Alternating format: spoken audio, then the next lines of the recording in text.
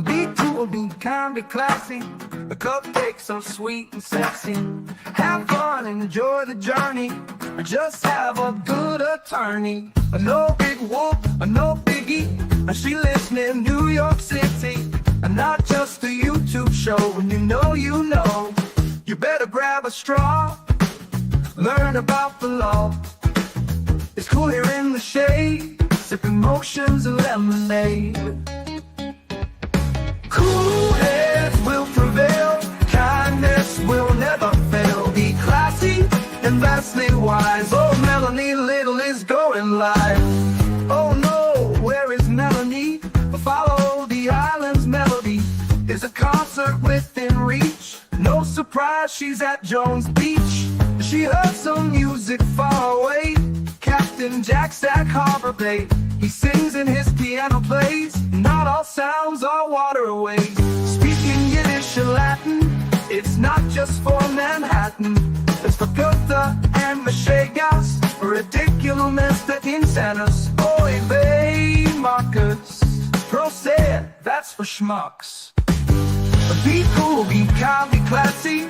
My cupcake's sweet and sassy. Not just a YouTube show. When you know. Cool heads will prevail. Kindness will never fail. Be classy and vastly wise. Melanie Little is going live.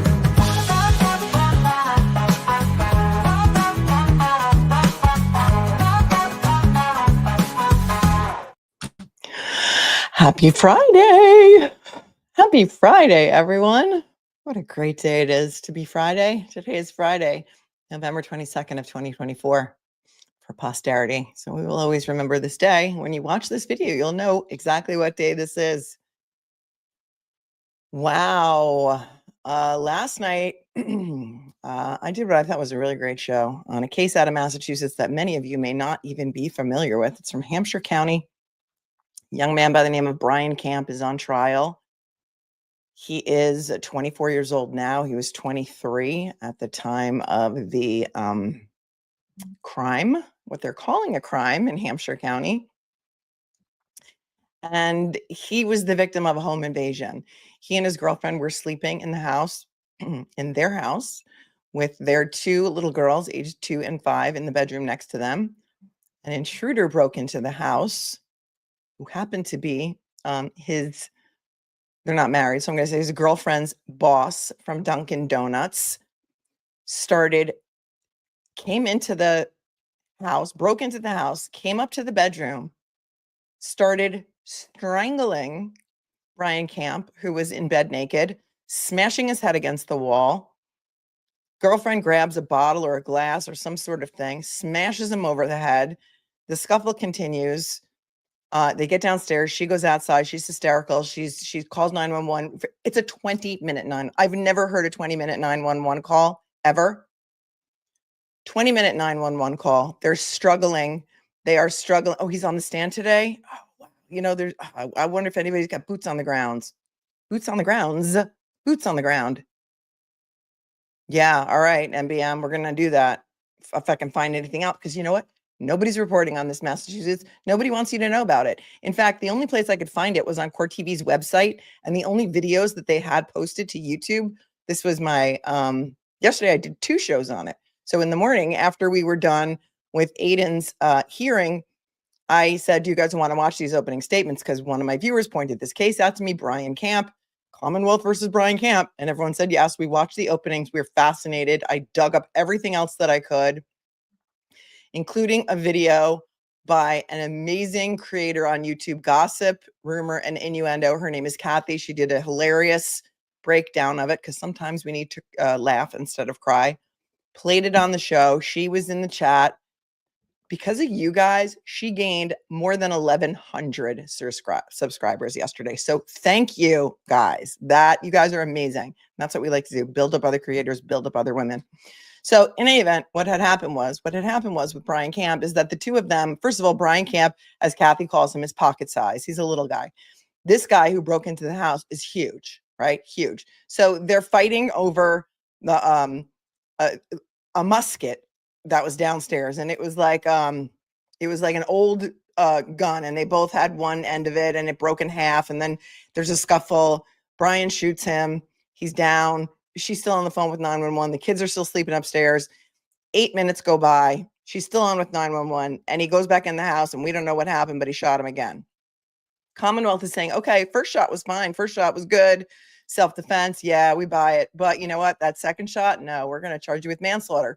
So Brian Camp, who looks like he walked out of, Pretty in Pink, or one of those movies that I forget who the creator of those movies was, all the way back in, was that the 80s already? Oh my gosh. So is on trial for manslaughter. And it's a travesty, in my opinion. It's a travesty. So, and I don't know if the Massachusetts press is just not covering it, but there are people in the chat from yesterday who live in town and have not even heard of this case. Didn't even know this case was on trial. The prosecution called 3 witnesses. We watched we listened to the 911 call. We saw body cam footage of right after, because this MSP troop, or whoever the MSP guy was, had body cam.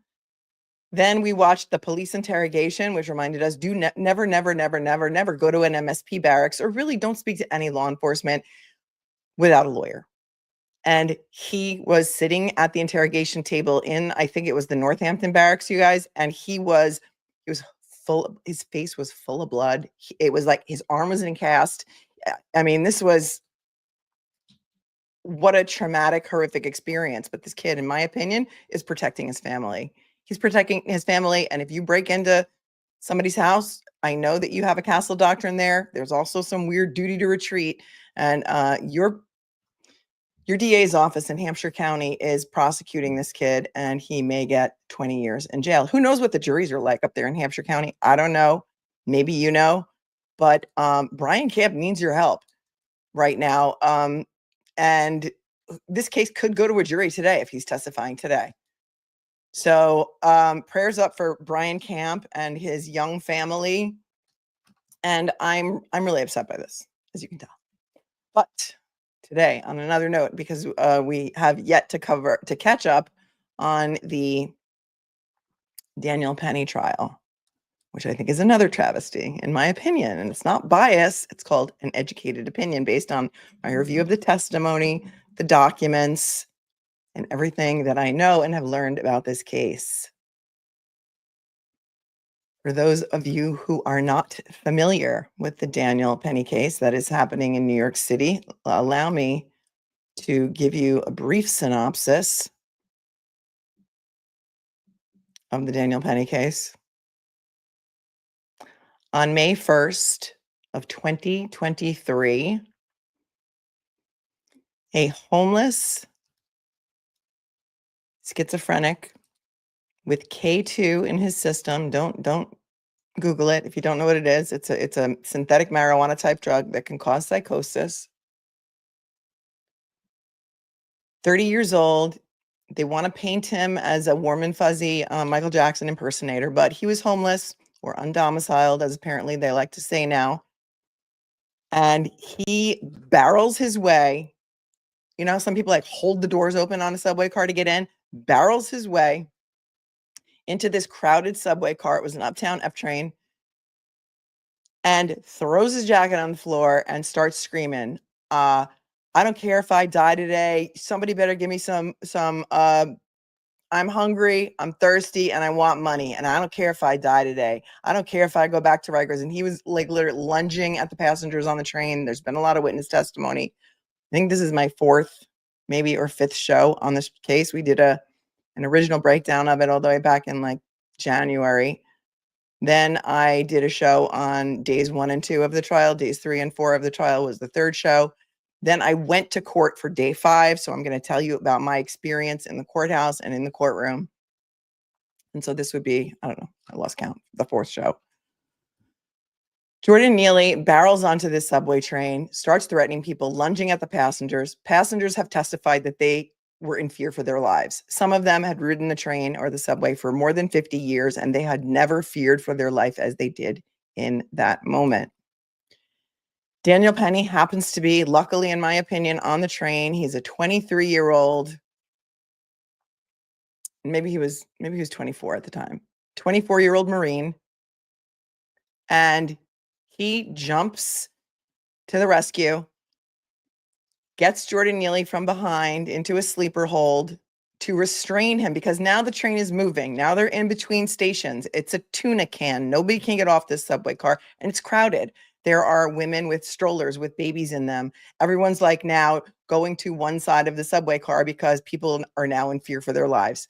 He pins him in this sleeper hold to restrain him until they get to the next subway stop so that the first responders can come on the train and law enforcement can come on the train and cuff this guy and take him away so that he's not a threat. He's neutralizing the threat. Very sadly and unfortunately, and I have a lot of sympathy for Jordan Neely's family, but he's got a long record. He's got a long rap sheet. He's on synthetic marijuana. He's homeless and he has mental illness. He had checked himself out of some sort of program after 13 days, some type of diversion program, and he's threatening the people on the train.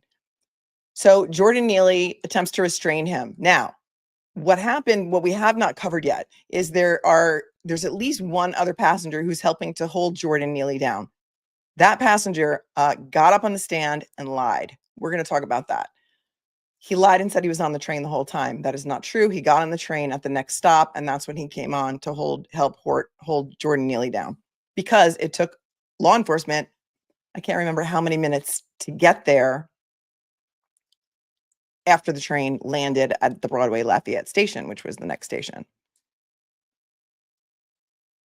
Very tragically, Jordan Neely passed away later at the hospital. But what the press never told anyone, and there's plenty of cell phone video, and we watched it. We watched a lot of body cam video during one of the last shows.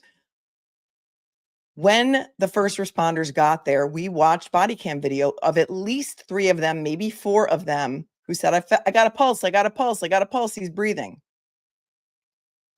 Then the sergeant, one of the sergeants from the NYPD, got on the stand and said, yeah, I wasn't going to let any of my officers do life-saving measures or mouth-to-mouth on this guy because he was a dirty, and these are his words, not mine, dirty drug user, and I did not want any of my officers to contract hepatitis or something. He said contract, and he stopped, and I think he maybe was going to say AIDS, but he said hepatitis or something like that and bring it home to their families. So we didn't do any of that, but they're doing chest compressions and all kinds of things. There are people, it has divided New York City. There are protesters outside who are calling Daniel Penny a murderer. And there are people on the other side of this who, in my opinion, Daniel Penny's a hero. If my kids were on that subway car, if I was on that subway car, I'm a New Yorker. A lot of you are New Yorkers. You know what it's like. It is not the way it was under Bloomberg anymore. New York has become the wild, wild west sometimes, and especially down there in the tunnels of the subways. And my moderator, Scott, who did 25 years on the job, NYPD Transit, will tell you the same thing. If you have any questions, you can direct them to Scott. So they come to the scene. Daniel Penny goes down. He does an interview. I've got that queued up. It's about 8 minutes, the clip that I have of the police interview with him. And they decide to charge him with manslaughter and criminally negligent homicide. So he's on trial right now in Lower Manhattan. And then what happened the other day, I did another story about another homeless person who also was mentally ill, and we don't know if he was on drugs, but he went around New York City in the span of about 3 hours with a couple of butcher knives and stabbed 3 people in 3 different locations randomly, knives out, walking all the way from the west side where he took his first victim, a 36-year-old construction worker, broad daylight, 8:30 in the morning, stabbed him to death, then walked all the way over to the east side, over by the old water club where there was a man fishing in the East River, stabbed him to death. Then again, he's full of blood, knives out, walks all the way over, not so far, but to the UN building where he stabs another woman who, when we started the stream, she was fighting for her life, 36-year-old woman in the hospital. And very tragically, during the course of the live stream, we learned breaking news that she also had died. And he was apprehended, apparently, I think it was near the Turkish embassy, somewhere near the UN, by what seemed to be Secret Service agents who happened to be in the area. How this guy wasn't caught, and I'm not blaming law enforcement, but walking with knives out, all bloody from, if you know New York, you know, 19th Street and 10th Avenue, all the way over to, I think it was 40th and the FDR Drive. Walked there, knives out, bloody. And my rant has been, okay, nobody's going to step in because look what's going on with Daniel Penny right down the street. Good Samaritan on trial for manslaughter. So I've said from the beginning of this case that this is going to be a battle of the experts. Cause of death is going to be an issue. Did he die from this alleged chokehold or sleeper hold? Or did he die from the K2 that was in his system and or a heart attack, something else?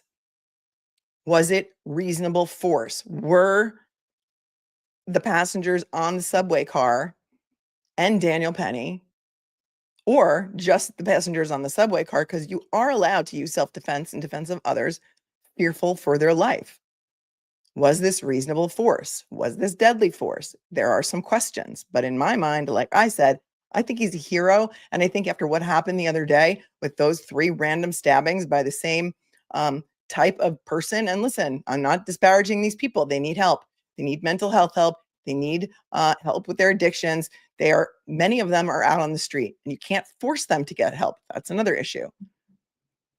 Eric Adams gave a press conference after this multiple stabbing the other day, and he was thanking the Good Samaritans for calling 911.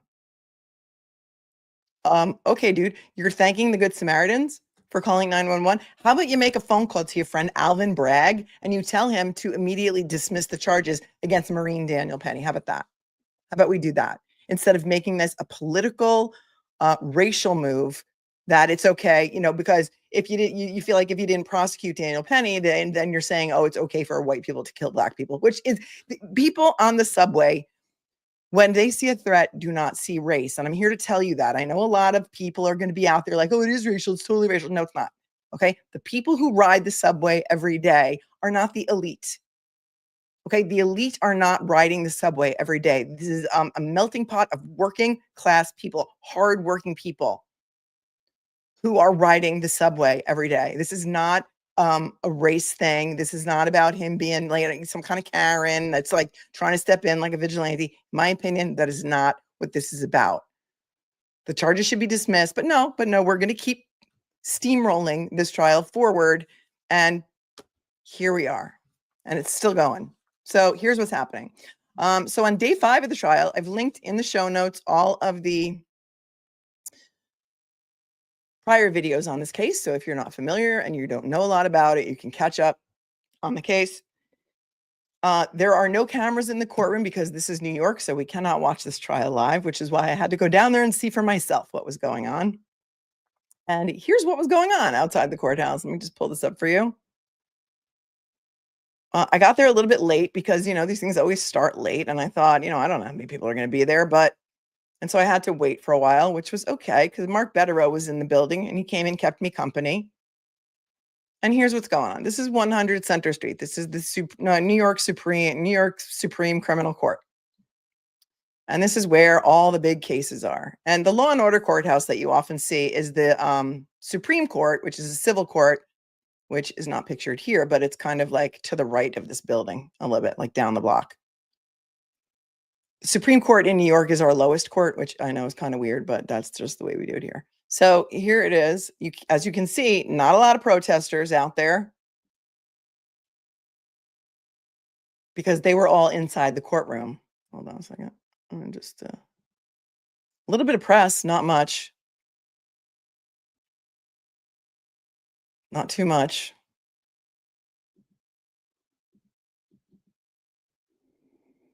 As you can see, Daniel Penny is on bail. He posted $6,000 in cash. The bail was $100,000. He posted $6,000 in cash, and his parents guaranteed the remainder, the remaining $94,000. His mother testified the other day. We're going to take a look at pieces of that we can see, because we can't see his mother's entire testimony because there's no cameras in the courtroom. Okay. So the day that I went to court was day 5 of testimony, and that was the day after Veterans Day, which was November 12th. And I had to wait a little bit to get into the courtroom because there were only 30 public seats available. There was a lot of media in there. And there was, oh, you know what? Wait, I'm going to save this. I'm going to save this question for later. I'm going to star it because I do have an article that speaks to that. So 30 public seats for the courtroom, and the seats were all full. So I had to wait outside in line. There was only 2 people ahead of me. And I even tried to flash my attorney pass because in New York, if you're an attorney, you have a fast pass. You don't have to go through security, gets you right in the building. They don't search your bags or anything. I thought, maybe I could sit in the attorney section, but they're like, yeah, no. So I'm in line and had to wait, I don't know, maybe like a half an hour. They had to wait for some people to leave. Daniel Penny came out of the courtroom and walked down the hall with his lawyers, and I had my camera out and I took a video.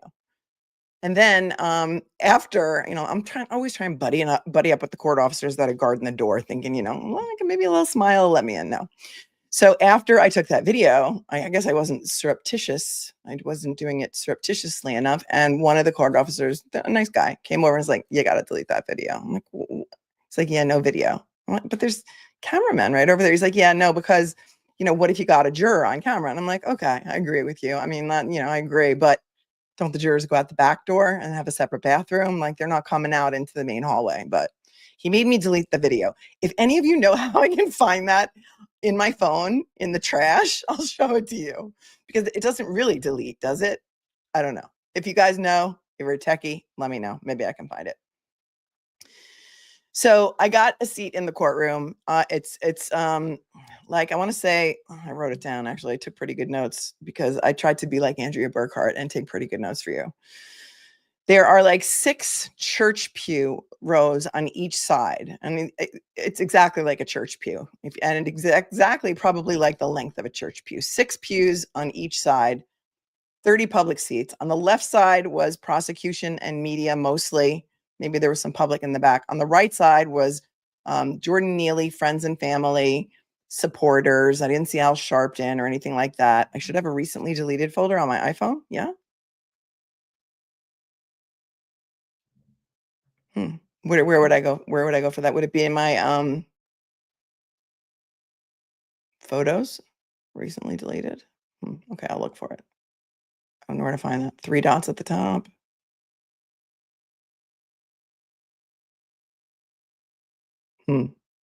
Yeah, I'm gonna need like step-by-step instructions on that. My photos app. Go over photos and find utilities. Okay, hold on. If like in settings, you mean?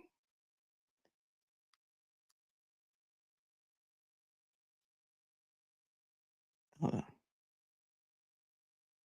At the bottom?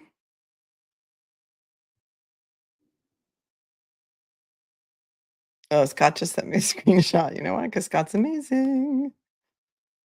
Oh, and look at Suzanne sending me the swipe up and tap recently deleted. Oh, open the Photos app, swipe up and tap recently deleted. Okay. Swipe up. Swipe up. Mm. It won't allow it. It won't allow it. It won't allow it. Maybe it's too, because I deleted it like a week ago, maybe it's too late. It might be too late.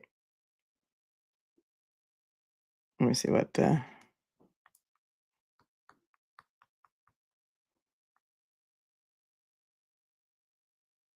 mm. Oh, I see. Media types, utilities. Oh, thank you, Scott. All right. Okay. Okay. Maybe we'll get there.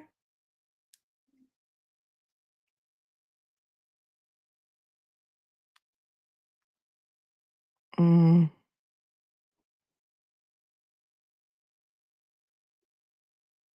Oh, albums. You gotta go to albums. I see. Albums. Media types. Oh, Scott. Oh, Scott.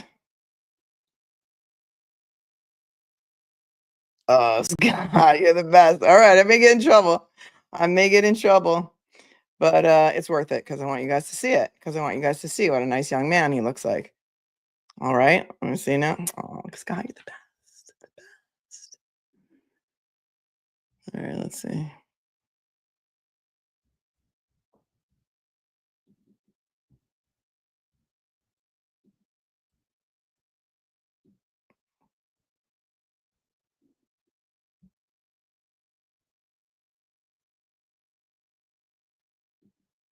Talk amongst yourselves for a minute. Talk amongst yourselves.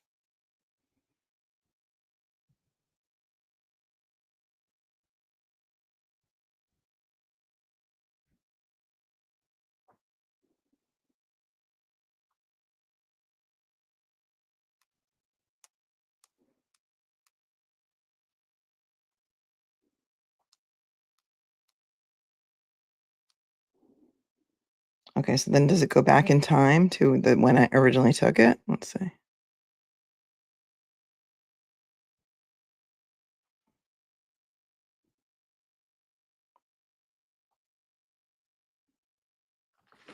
Come on, man. Yeah, here it is. Okay. Okay. We're cooking with gas now, guys. We're cooking with gas.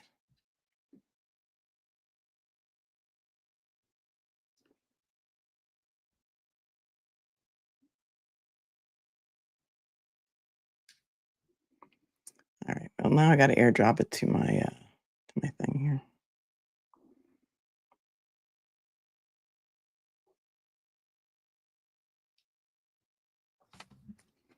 All right. While we're waiting for that to happen.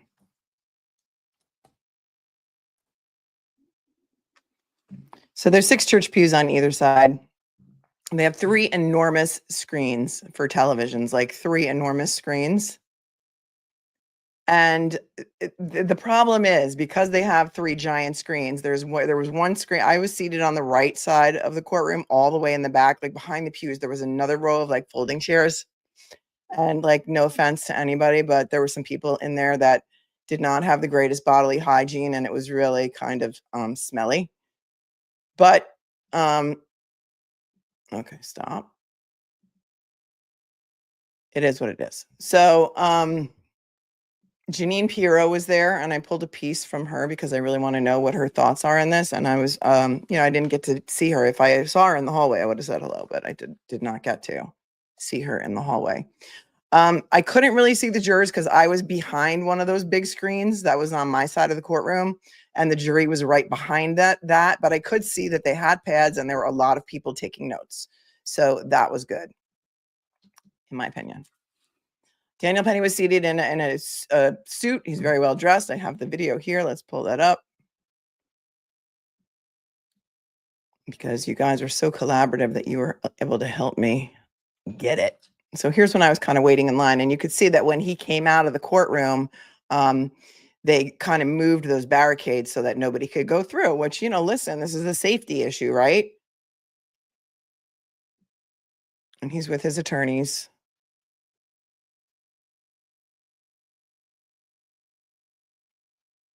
And that's his little just walk out of the courtroom. So all the supporters who were outside were now inside the courtroom, which is why there were no supporters. And when I say supporters, I mean supporters of Jordan Neely. A lot of BLM folk, a lot of people with bullhorns and stuff like that.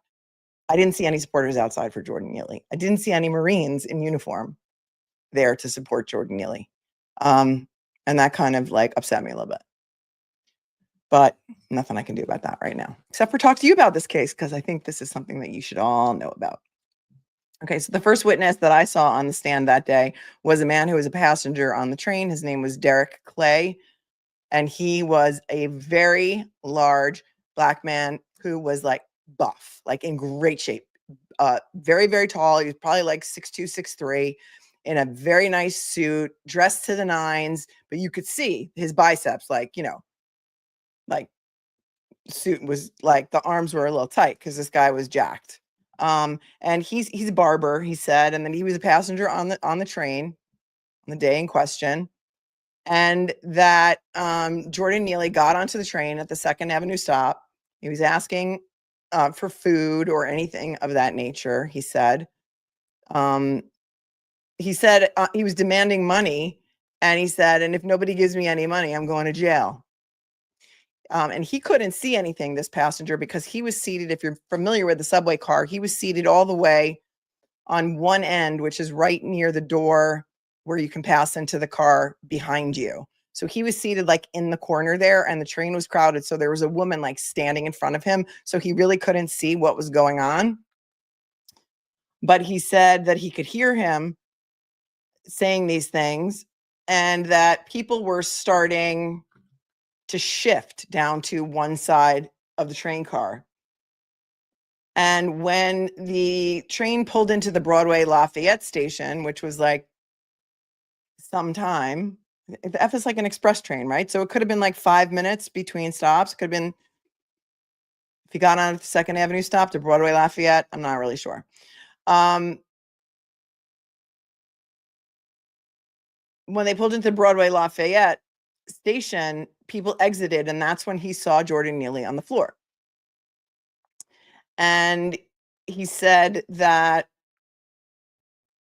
oh no, I can't read my own handwriting. So that there was an individual who had him in a chokehold, he said, and Jordan Neely was moving his arms and his legs up and down like this. And he made like a motion like this. So this is like after the train stops. He said he called 911 and Daniel Penny's arm did not move from his neck. He said he moved out of the train onto the platform and he was like 4 to 5 feet from the door, and he didn't see anyone else touching Jordan Neely. So he took a video and they played the video. And the thing is, when there's 3 different giant screens in the courtroom, they all have audio. So you can hear like 3 different audios and it's very echoey. And back where I was, this was an enormous courtroom with like 30-foot ceilings. So you just couldn't hear the audio very well at all. Then they played his 911 call that he made. He said at the time that he made this call, he could see that Jordan Neely and Daniel Penny were in the center of the train car. And he said, someone attacked us, and it was kind of garbled. And he said that he assumed that someone attacked. And he was questioned, is the guy moving? And he said he wasn't moving then. And then he said that he saw people shaking in the video. You could see people shaking him to wake him up. And I guess that's first responders. One of the defense attorneys actually ran against Alvin Bragg for DA and lost. He said that he was questioned and he said, I didn't feel personally threatened, but he couldn't see anyone else other than the woman who was standing right in front of him.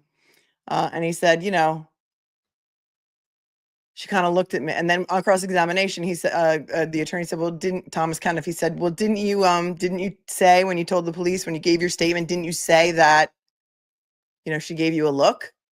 And he said, yeah, well, it's New York, we give each other a look, like, again, kind of thing.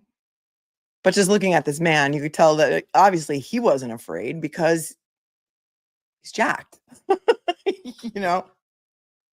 And then he was also on cross-examination. The attorney said to him, you met with the DAs, didn't you? And he was like, yeah. And he said, when you met with the DAs, didn't you tell them that the other passengers on the F train looked like they were terrified?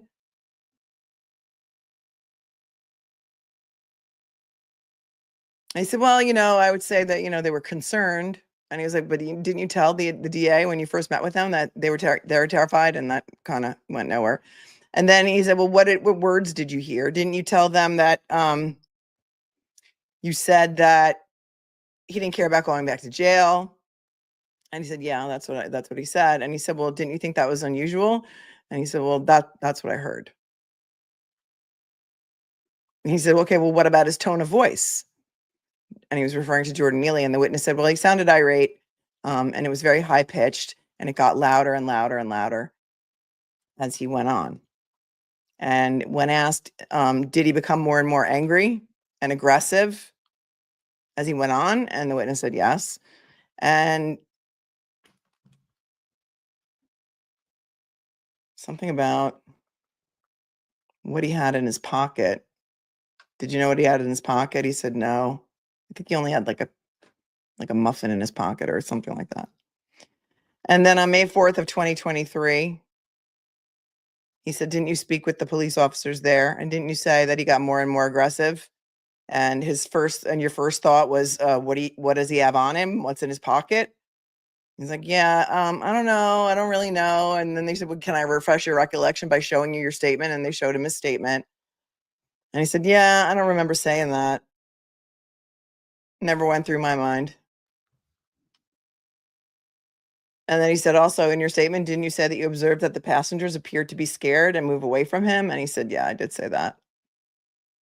And then, you're in this courtroom in New York City and there's like trucks backing up. So things are constantly beeping. Remember in the Karen Reed trial, how the sirens were constantly going? That's what it was like here too. So then it was hard to hear what he was saying. And then he said, well, didn't you also say that, you were worried because there was a mom with a baby carriage? Did you see the mom with the baby carriage? And he said, yes.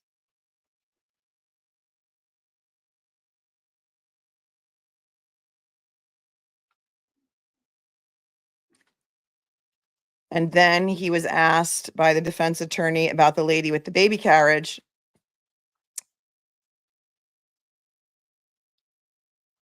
Do you remember, her looking like she was in fear? And he was like, no. And then he said, well, what about the struggle? Did you hear him gasping for air? And he said, no, I couldn't really see, but I could hear like a little noise, like a gagging, like a kind of sound. And he made a sound like that. And he didn't hear, he said, did you hear any choking? And he said, no. Did you hear him scream anything like, I can't breathe, or scream anything like that? And he said, no. He said, it looked like they were wrestling, and it looked like the guy who was restraining him, it looked like he was just trying to contain him, kind of, like a struggle. He said, he said, did you see Daniel Penny, who you now know to be Daniel Penny, tighten his grip at all? And he said, no. And then, did you see him, did you see Daniel Penny's facial expressions from when you were outside the train looking in? Did you see his facial expressions? Did it look like he was like squeezing his face or making any expressions like he was really trying to squeeze really hard?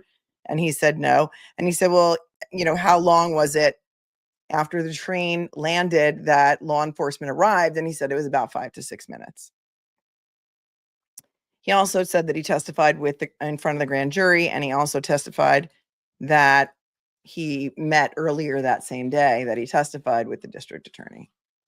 So there's that. The next witness that I saw take the stand was a police officer by the name of Patrick Carlin. He seemed very young. He was so nervous. He was dressed in a suit and tie. I don't know if he's ever been called as a witness before, but he was very soft-spoken. He had been a police officer for about 4 years at the 5th Precinct in Manhattan. And he is typically a sergeant operator. And he said he described his job as being one who answers calls. And at 2:30, he got a call, he said, for a job at Broadway and Lafayette subway station on the northbound track. And when he got there, because he responded to the call, there was a group surrounding a train car. And his job basically was just to do crowd control. So he did observe a man lying on the floor facing up with the police officers around him. He said he was not moving at the time that he got there, and that law enforcement was doing CPR when he got there. And he's not sure if the CPR was successful. He did speak with two witnesses, a man and a woman, and his body cam footage was shown. He was first shown, and this is something that maybe MSP should pay attention to, and or Canton PD.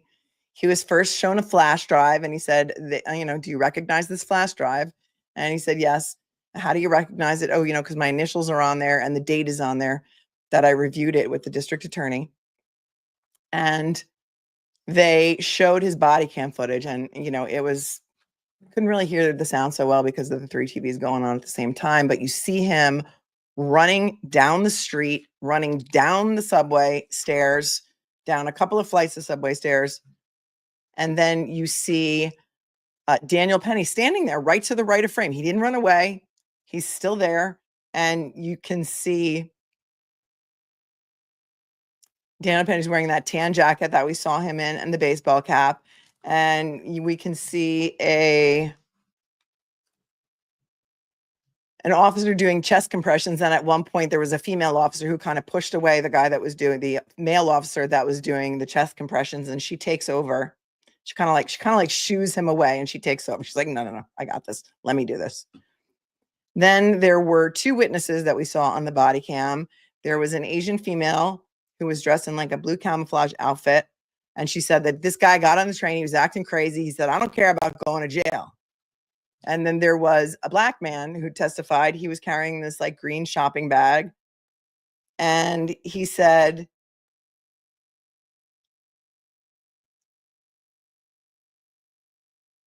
okay, so the female witness, her name was Ms. Rosario. She said he didn't care what happened to him today. That's what he was screaming when he got on the train. And the male witness, his name was Deshaun. I couldn't catch his last name. I think maybe it was Latimer. And he said that this guy got on the subway. He was threatening to harm everybody. And he said, and this guy stepped in to restrain him. And that is what he said. Then there was another gentleman that got up on the stand. He works for the DA's office in New York County, all suited up. Everybody who got on the stand was suited up very nicely, I have to say. He's worked for the DA's office for about 1.5 years, and his job is like investigation analysis. He's a Dartmouth graduate. Shout out to Dartmouth. Just graduated in 2023. And his job was to make video compilations and stills of the body-worn camera. And so he created some timelines using Adobe Premiere Pro, and he did a body-worn camera compilation of the life-saving measures that were taken in chronological order. And there were edits made to it, but then they broke for lunch, and then Mark and I went to lunch in Little Italy for a couple of hours, and I did not go back into the courtroom after that because it was really hard to hear or see anything. So that's where that broke, all the way back on November 12th. It was a very interesting experience.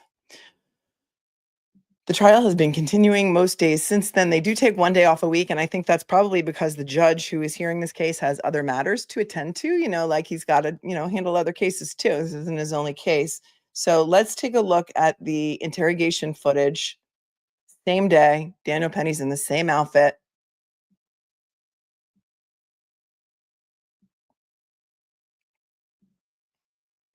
Just as always, let me know that you can hear it. It's about 8 minutes long. I'm Detective McCarthy. I'm Detective Medina. I actually give. This is where you're at right now. Cool. How you doing today? I'm doing well. How are you guys?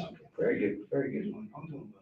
Yeah. You served in the Marine Corps now? I did, yes. I served in the Marine Corps. Oh, nice. Nice. Got my little desk before the sun. There you go. Nice, man. What you doing? What was your MLS? I was in 0351. I was an 0331. Oh, cool. Michigan. Yeah, weapons platoon. Nice, man. Yeah. I was not military, so I don't know what that stuff is. It's like another language. 3rd Battalion, 6th Marines. Okay, there you go. 36. 96 to 2000. Nice, man. Two med floats. Did my thing, and then I ended up here. Now I got close to 22 years here now. Good pension coming up. Yeah, man. I grew up in Queens as well. Nice. Nice. So that's a good thing. Anyway, listen, Daniel. So we want to talk to you about what happened today. Sure. Thank you for sticking around. Yeah. And being cooperative. Absolutely. And for Rob serving in the Marine Corps. Yeah. But anyway, before we speak to you about today, we have to read you your rights. Sure. Absolutely. So I'm gonna. They're reading him his rights. He's like, I didn't do anything wrong. Trying to butter him up a little bit. I was a Marine too. I'm a Marine. Yeah, you're a Marine. I'm a Marine. I did do it. Brenna, thank you so much. I don't know if you're behind in the stream, but I did do it. I did find out how to delete it. And if you're behind in the stream, you're not going to hear this right now. But yes, I did, and we played it. You can see what they're doing here. They're trying to butter him up. I'm going to read you your rights, but we're just talking. We're just talking. He needs a lawyer there, but he doesn't have one. When you didn't do anything wrong is when you need an attorney the most. Well said, Mudrucker. Well said. Truth.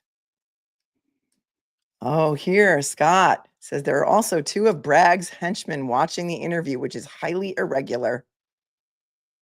Highly irregular. Thank you, Scott, for pointing that out. Behind one of these, there's probably 2-way glass in there somewhere. They're not in the room, probably, right? right, here we go. Read you your rights. After each question, I'm gonna say, do you understand? Say yes or no in a loud, clear voice. You gotta say yes or no. You can't just like nod your head. I gotta hear it, okay? Okay. You have the right to remain silent and refuse to answer questions. Do you understand? I understand. Anything you do say may be used against you in a court of law. Do you understand? I understand. You have the right to consult an attorney before speaking to the police and to have an attorney present during any questioning now or in the future. Do you understand? I understand. If you cannot afford an attorney, one will be provided for you without cost. Do you understand? I understand. If you do not have an attorney available, you have the right to remain silent until you've had an opportunity to consult with one. Do you understand? I understand. Now that I've advised you of your rights, are you willing to answer questions? Yes. So kind of run with me and Detective Medina, you know, the course of your day, where you're coming from, where you're Sure. going, and then what led up to, you know, the incident on the train. Absolutely. So I have class down in Brooklyn. I take the F down to J Street Metro Tech. My class is at 12. So once the class finished up, I was going straight to the gym. I go to the gym in Lifetime on 23rd Street. So I get off, I take the F straight from school to the gym.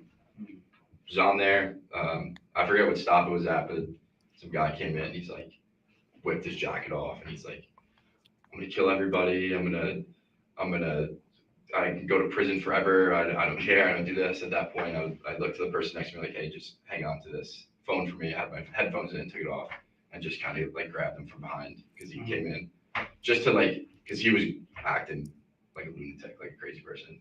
So, and he was rolling around the floor, and at that point the train stopped. I was like, "Someone call the cops," and he's still like rolling around, still going crazy. I had two other guys kind of help me, just kind of keep him from going nuts, and yeah, that's when you guys came. Okay. He seemed like he was on something. He Yeah, seemed absolutely. intoxicated, high. Something like that. Yeah. I mean, that K2 that they're smoking, pushing people in front, like these people are going crazy. So He seemed more. That's right. And it turns out that he did have K2 in his system. And this is the first thing that Daniel Penny is thinking, like this guy might have K2 in his system, and he does. So I'm going to play that back a little bit. Did he seem high? Okay. He seemed like he was on something. He Yeah, seemed absolutely. intoxicated, high. something like that. Yeah. I mean, that K2 that they're smoking, pushing people in front, like these people are going crazy. So Yeah. People are smoking K2 and pushing people in front of subway cars on the tracks. This is the thing. It's a thing. It happens a lot. There are also these crazy people that were running around for a while. I think it's still going on randomly on the street and sucker punching women in the face. The threat is real. He seemed off his lid, basically. A little bit, yeah. Now, explain the interaction you had with him. So I came up, had his back turned to me, and I just kind of got him in a hold, got him to the ground. He's still like squirming around and still, going crazy. And I turned to the guy, I'm like, "Hey, call the cops," because the train arrived in Broadway. Yeah. And then waited for you guys. Dan, you said Danny, right? Yes, great. You mind showing me? Sure, yeah. Oh, yeah. Now Yeah, they so want the you're standing behind me. demonstration. And I kinda, Now they want the demonstration. They're going to get it all on video. See, this is why this is not good. I mean, look, they have a million videos already from all the witnesses. So let's take this down and see if this little thingy is in the way. came like this. Okay. Did you apply pressure, Daniel? No, I wasn't, I just wanted to keep him from getting to people. Did you put your hooks in? Wrap my legs. Did you learn the jiu-jitsu from the Marine Corps? I did, yes. You learned how to grapple in the Marine Corps. What belt level you made it to? Green. Green belt? Yeah, Good. All right. it was all right. I was a little bit, I should have went higher. Yeah, Should have applied yourself more, huh? yeah, I mean, hindsight's 20/20, right? So he says, if I don't get this, I'm gonna kill everyone, something Going to to that. jail forever, Yeah. I'm willing to. Is it at that point, that's when you get up and Yes. decide to put him in the hold? After- Because it looks like a sleeper hold to me, like Right, yeah. something similar to like. I'm not trying to No. kill the guy. Right. I'm just trying to de-escalate the situation, right? I understand, Yeah. I understand. Daniel, not a speak hold, but would you say what you put him in, because I do take Brazilian Jiu-Jitsu myself, I've been taking it for many years. Would you say that was considered a rear naked choke? I mean, I don't train Brazilian Jiu-Jitsu, so I'm not. But- What the hell kind of question is that?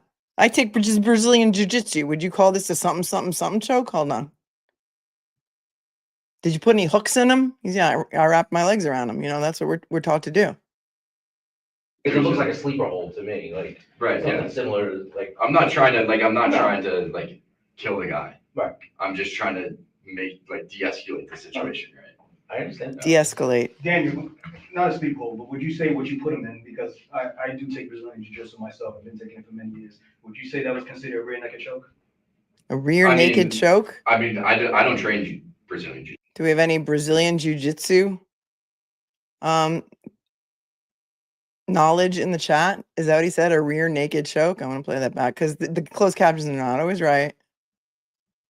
You put him in, because I do take Brazilian jiu-jitsu myself, I've been taking it for many years. Would you say that was considered a rear naked choke?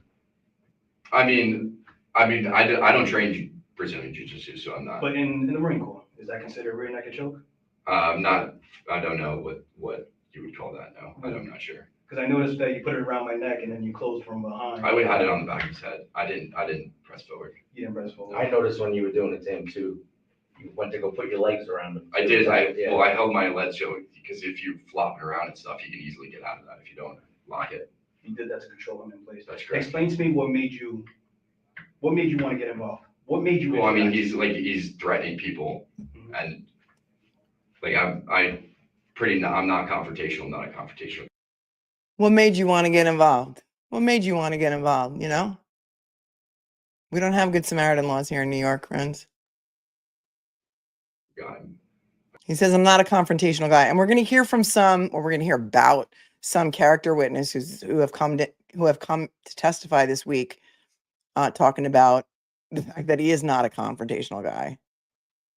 Lock it. You did that to control him in place. That's correct. Explain to me what made you want to get involved? What made you? Well, I mean, he's threatening people, Mhm. and I'm not confrontational. Not a confrontational guy. In the Marine Corps, I felt the need to step in. Yeah. There's women, children on the train. I'm sure there's ladies there that will vouch for me, and He felt like he was threatening other people. He felt like he was Did absolutely you feel like someone's life was in danger? 100%. I mean, what are we doing here? What are we doing here?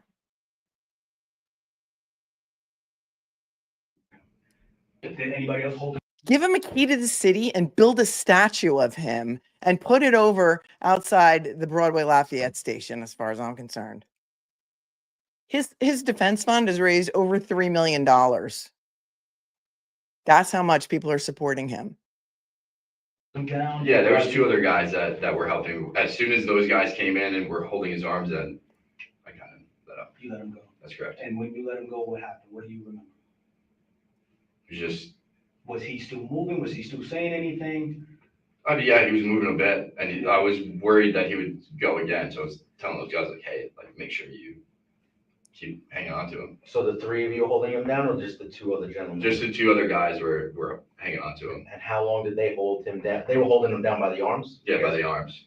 How long were they holding him down before the cops got there? Like I said, man, it's you're exerting energy at The that point. adrenaline is going, right? Right, And then it's like fight or flight, everything's going, That's correct. You lose track of time. Yep. I understand. At any given time, did you reapply any kind of holds on him once you let him go, or No, that was it? no, You got that was it. And what do you remember from there? Explain to me. Just now. the cops came and that was it. I got him. Okay. When the cops came, what was he doing? He was just on the ground. Was he saying anything? Was he? No. I'm trying to all these people are filming and shit and they're I don't know. Okay. Because you know what? That's what people do nowadays. They just pick up their cameras and they film. They don't jump in to help like Daniel Penny did. He's like, I know I'm being filmed. I'm not trying to kill the guy. I'm literally trying to protect the women and children on the train. I'm not even a confrontational guy. I don't even, what do you mean rear naked chokehold? I don't even know what that means. Anything else you remember, Daniel, from this interaction? Anything else that was said? Anybody else say anything to you? I mean, everyone on the train was. I asked a few people hey, stick around when the cops come, just so, and they were like, yeah, well, and the people were thanking me and stuff because he was. Yeah. I wasn't I'm not trying to. Like I said, I'm not a confrontational guy, Mhm. and I'm not out here trying to attack people. It's not me. That's not me. There were witnesses who got up who said, I went to thank him. Remember that? I think her name was Alethea Giddens, and we watched her her video a couple times because she was on a couple of different videos, and she's like, I went to thank him when this was over. So I was fearing for my life. Not how I was trained. Yeah. You know, I just felt the need that this guy was saying that he's going to kill people, that he's prepared to go to jail for life. I hear that. I'm like, But he was making enough of a scene that you noticed him, and then you probably would have noticed if he put his hands on someone. but I didn't. Okay, all right, that's fine. And then once he starts doing that, that's when you try to subdue him. Right. He didn't lie. You didn't notice him putting hands on anyone, right? Like as if that would have been okay. He didn't lie and say, yeah, I did see him. He's like, just seems to me like just an honest guy. And notice there's a lot of cuts. There's a lot of cuts in this video. So I don't know if this was just edited down. This was something that's online. Obviously it's edited down because I'm sure this just was not just an 8-minute interrogation. But Yes, I wasn't trying to like injure him. Right. I'm just trying to keep him from hurting anybody else. He's threatening people. That's what we learned in the Marine Corps. That's what you guys learn as police officers. It's the same thing if you're off duty, you're gonna intervene in a situation where it's. that's what he's taught in the Marines. That's what he's taught. Right? That's what they teach you. This is why people just walk away from crazy people that target people on the subway, says Austin. Misty and Eddie says, AKA Wine Yogi, is making me sick. I feel bad for Daniel Penny. Yep. Me too. Good morning, Cape Cod. Thanks for becoming a member. Cape Cod Cred. And Susie Costello, thank you so much for the $20 super sticker. And good morning to you. Good morning. The makeup of the jury. We're going to come back to this. T-Fo-Ni. Thank you so much for the 5. I'm in alignment with you on these. People can't even protect themselves or others these days. Some DAs and prosecutors are failing us. Yep. Make sure you vote in races like this and district attorney races and other such off presidential election years, especially for judges. We vote for our judges here in New York, and it's really important. Really important. DAs and judges, you guys in Massachusetts, I don't know when this Michael Morrissey election's coming up, but it's not going to be a presidential election year. And I suggest that you get out and vote. Gail, thank you so much for your super chat. Your ability to challenge technology. Give me a pen and pad anytime. Just manage with my phone. Well done. Thanks. Prampa Troopa. I'm a legal pad girl too. I prefer to take notes in my handwriting. I can't take notes on my phone. It just doesn't work for me, and that's too small. And I am an old-fashioned that way. And Amy in Boston, prayers up for you. Going for a bone scan today. She's an amazing member of this community. Amy, we love you. We're praying for you. We're praying for you. All right. Some other testimony that I want to go through with you. This was from 2 weeks ago, and this is going to be just a synopsis of some more passengers that were on the train. So let's take a look at this. And this is from CBS New York. I always like to go to my local stations for the news coverage because they're heavily invested in. Here we are in New York. So, and like the only guy who's like live tweeting about this is a guy who works for Channel 1 Comcast News, which is like a very, very tiny news station. And he's in the courthouse every single day.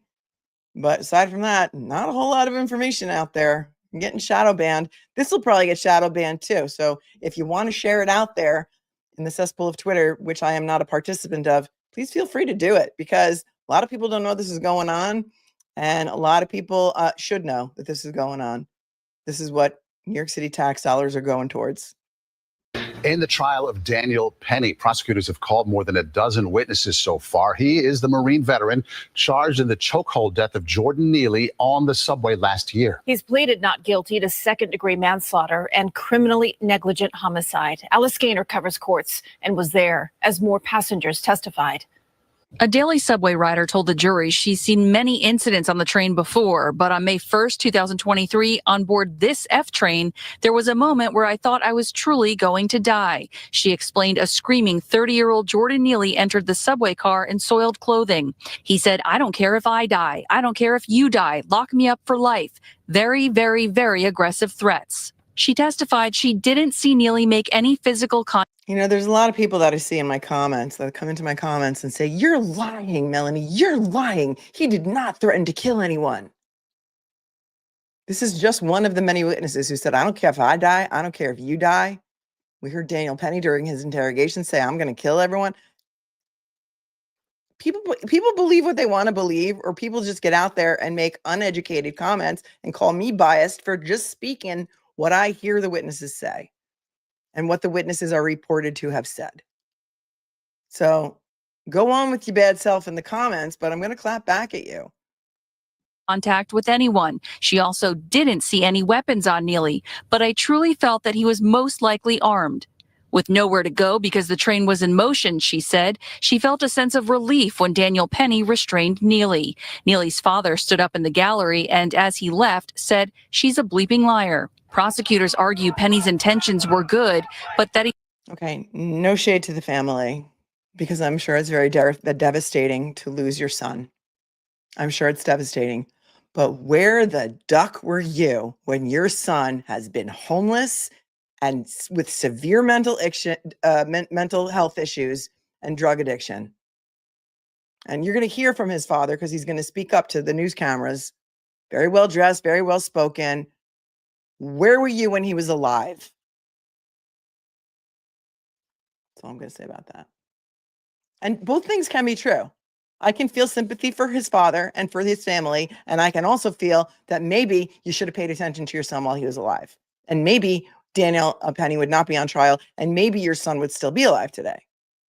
He took things too far, using excessive force in placing Neely in a chokehold for nearly 6 minutes. Cell phone video taken by a high schooler was played.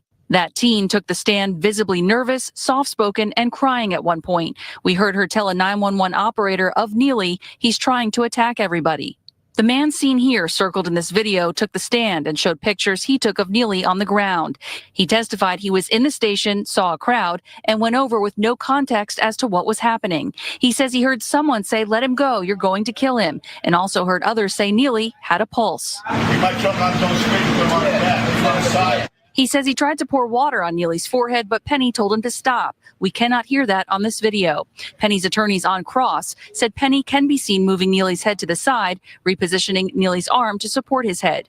At one point, the judge had to remind people seated in the gallery to do their best not to visibly or audibly react. At one point, a woman loudly crying exited the courtroom. The trial resumes tomorrow. Outside of Manhattan Criminal Court, Alice Gaynor, CBS News, New York.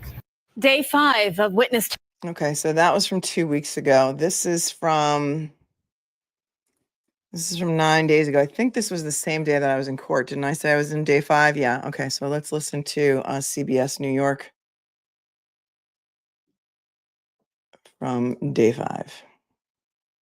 Testimony in the trial of Daniel Penny. The Marine veteran has pleaded not guilty in the chokehold death of Jordan Neely on board the subway last year. Alice Gaynor covers courts for us. She's been in the courtroom every day of this trial. Today, the man seen on video helping Penny restrain Neely took the stand. Eric Gonzalez said he was waving his hand to get Daniel Penny's attention to let him know he was there to help, telling jurors, "I said I'm going to grab his hand so you can let go." Gonzalez grabs Jordan Neely's arm. Penny, who was restraining Neely, did not let go. Gonzalez was not on board the F train when witnesses say an irate Neely entered yelling threats on May 1st, 2023. Gonzalez was in the Broadway Lafayette station when he entered the stopped train and saw the men on the floor. Gonzalez testified Neely tapped someone, indicating he wanted to be released, to which Gonzalez told the jury he said, "We're not going to let you go until cops arrive." At some point, Jordan Neely's body goes limp and I let go. Then he says Penny let go. Gonzalez says he put Neely on his side, checked and found a pulse, then left because he was scared that a person could die. After learning Neely had died and seeing his picture associated with the incident, Gonzalez went into hiding, fearful he'd be prosecuted, explaining he even lied to prosecutors when he first met them about being on the F train when the incident began, concocting a story. See, this is the witness who lied. He was afraid of being prosecuted. And this is the slippery slope that happens when people are prosecuted for being good Samaritans. Take that back a sentence. Gonzalez went into hiding, fearful he'd be prosecuted, explaining he even lied to prosecutors when he first met them about being on the F train when the incident began, concocting a story that Neely attacked him so that he could justify his actions. There's all these protests going on. I'm scared for myself, scared for my family. Gonzalez was given immunity. Prosecutors say Penny's intentions were good, but argue he used excessive force. Penny has pleaded not guilty to second-degree manslaughter and criminally negligent homicide. Another passenger, police. So Gonzalez is given an immunity for lying to the police, but we're still going to prosecute Daniel Penny. Make it make sense. I'm not saying that he should be prosecuted for lying to the police, but this is what we're dealing with. Officer and a couple of EMTs also took the stand today. The trial resumes Thursday. Outside of Manhattan Criminal Court, Alice Gaynor, CBS News, New York. The latest on the Daniel Penny Right, and then this is from also 9 days ago. trial. Today, we heard from a subway rider who says he helped the Marine veteran hold down Jordan Neely as Penny kept Neely in a chokehold. The encounter would result in Neely's death in the subway. Eyewitness News reporter Darla Miles live in Lower Manhattan with more on today's testimony. Darla. She's doing a great job. She's in the courtroom every day. Shout out to Darla Miles for reporting on this with integrity. I don't think she's happy about it either. Well, David, Eric Gonzalez testified he had no idea why Daniel Penny had Jordan Neely on the floor in a chokehold. He just said he saw someone restraining another person and he jumped in and tried to help. It wasn't until after the fact that he realized that Neely had died and that Penny had been indicted for involuntary manslaughter. He said he was so panicked that he took all of his vacation time, went into hiding, and when he was finally located by the Manhattan DA's office, he lied about what happened. Who is the guy in the black hat? That's been one of the biggest unanswered questions in the death of Jordan Neely. Eric Gonzalez is seen in cell phone video, also trying to restrain Neely as Daniel Penny maintains a chokehold. The 39-year-old father, the first to testify Tuesday morning. And he said, you can hear him in the video, he's not squeezing. And we learned later that he jumped on the train at the stop when it stopped. He was not on the train when when Jordan Neely got on making threats, but he lied. Telling the court that he went into hiding when he found out Neely had died and that Penny had been indicted for involuntary manslaughter. The Bronx resident explaining that he did not see what led to the commotion, but jumped in and tried to help, telling Penny at the time, "I'm going to grab his hand so you can let go." But at some point, Jordan Neely's body went limp and I let go. That's when Gonzalez said he tried to wake Neely and check for a pulse before leaving the scene to go to work. Gonzalez telling the court how Neely tried to break free from the chokehold, seen here tapping the leg of a bystander, asking him to tell Penny to let him go. Gonzalez telling Neely they were not going to do that, after which Neely is seen here, fiercely struggling to get loose. NYPD detectives having to track him down a week later. Gonzalez in a panic he might get pinned with a murder charge, testifying, "I lied to the ADA, at first saying Neely struck him first and Penny came down and took him down, and that I also lied and said Jordan Neely was alive and breathing when I left the scene." Now, Gonzalez has been proffered a deal with the Manhattan DA's office that he would not be charged for anything he told the office about what transpired that day in exchange for his testimony. But he only got that deal 2 weeks ago, and he says he's been scared since then. So he only got that deal 2 weeks ago, and he's been scared since then. He's been in hiding. Like, you can see why. I mean, I get it. I understand. Joining us now, trial attorney, legal. All right, let's take a look at this. This is a News Nation piece from about a week ago. I must have flagged it for a reason, so there must be something I want you to see in this, but let's just move forward a little bit. We don't need to hear their pleasantries. I just want to hear what she's got to say.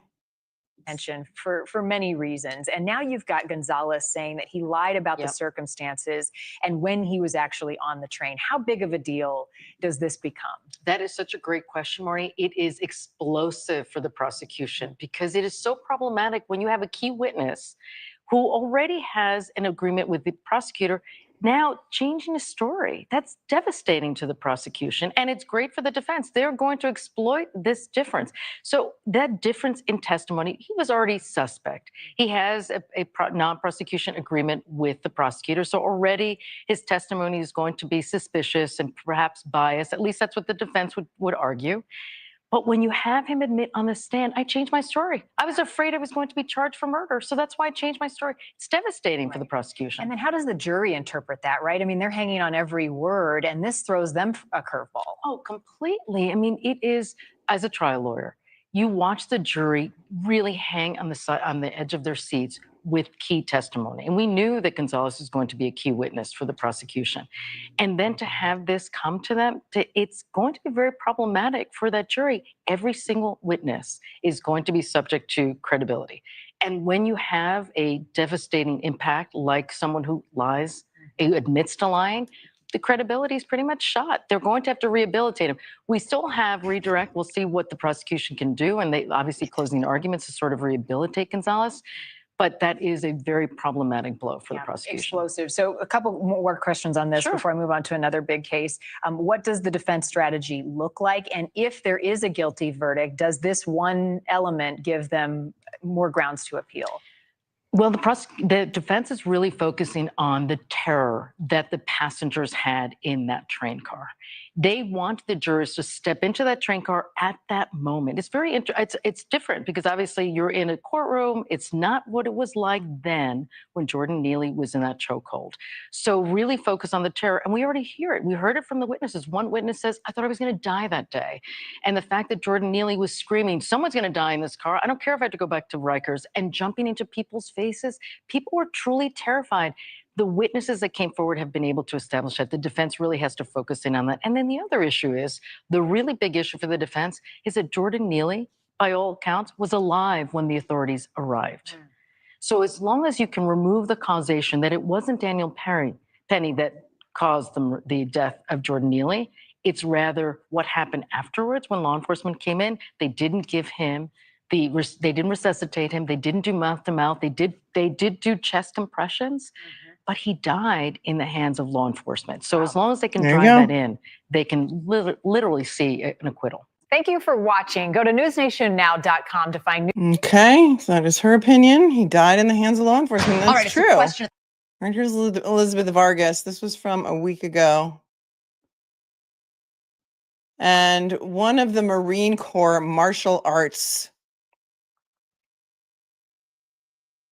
instructors, the one who actually trained Penny, came in as a witness for the prosecution, which I found to be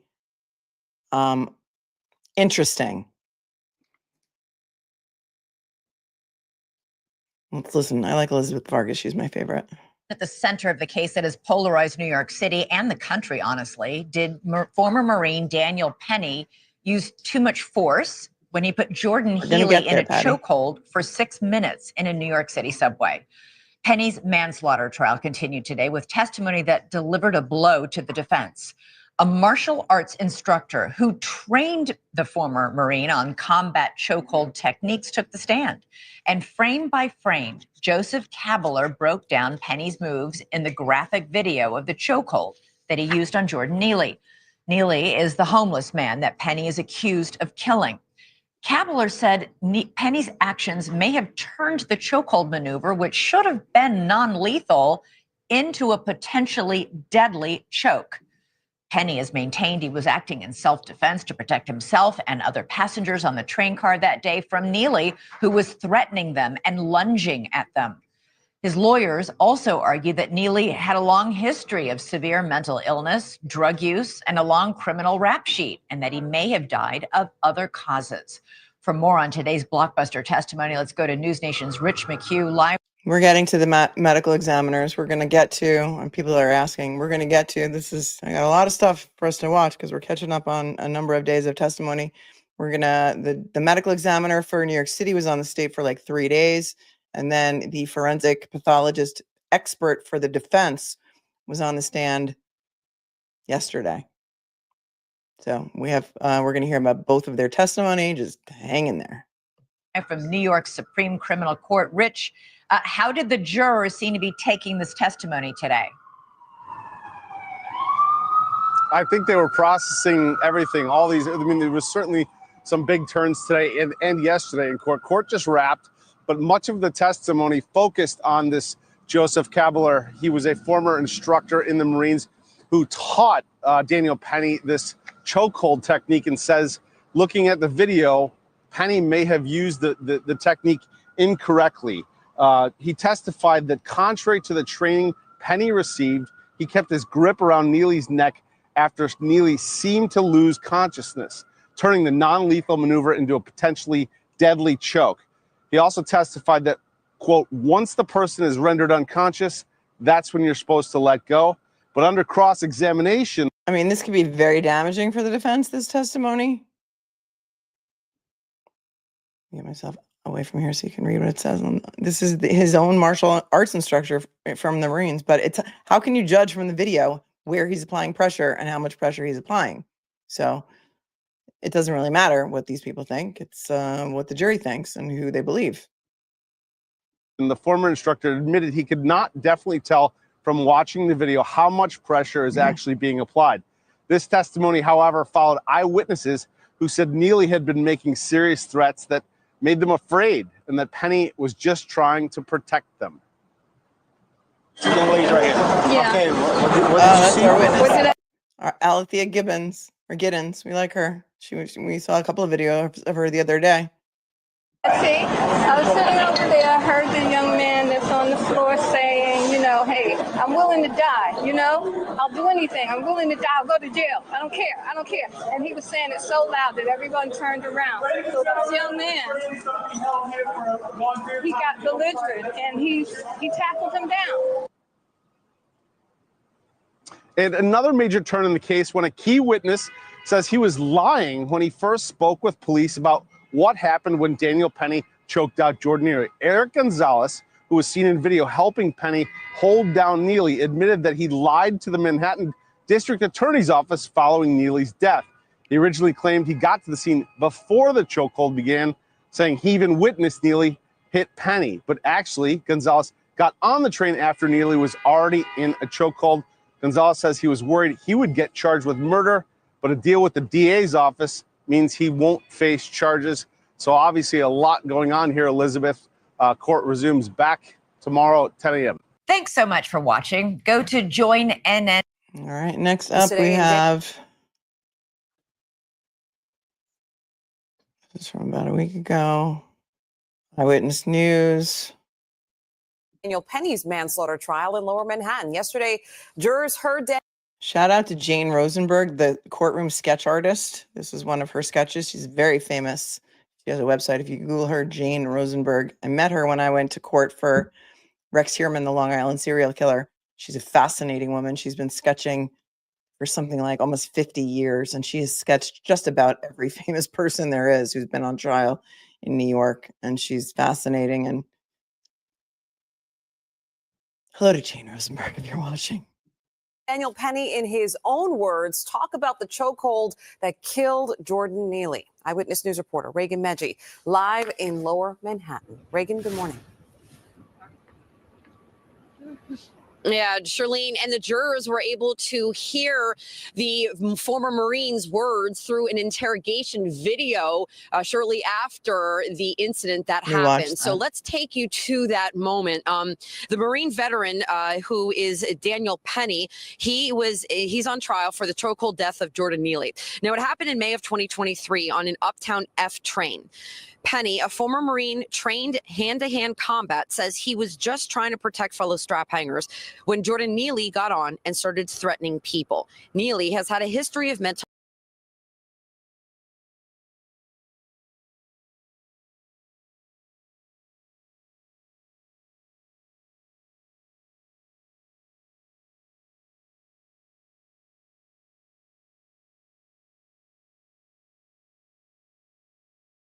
Swiper, keep swiping. I swipe myself out. Kim, I don't know what you're talking about. You respect me, but that comment was uninformed. I've seen interviews with the family, if that's what you're talking about.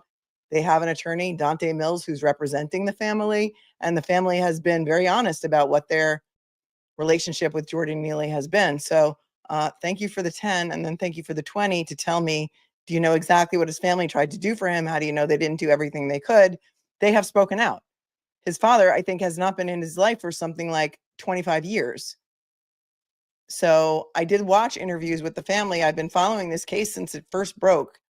I'm not going to go look for citations for you, but an easy Google search could help you find them. So thank you for your comment.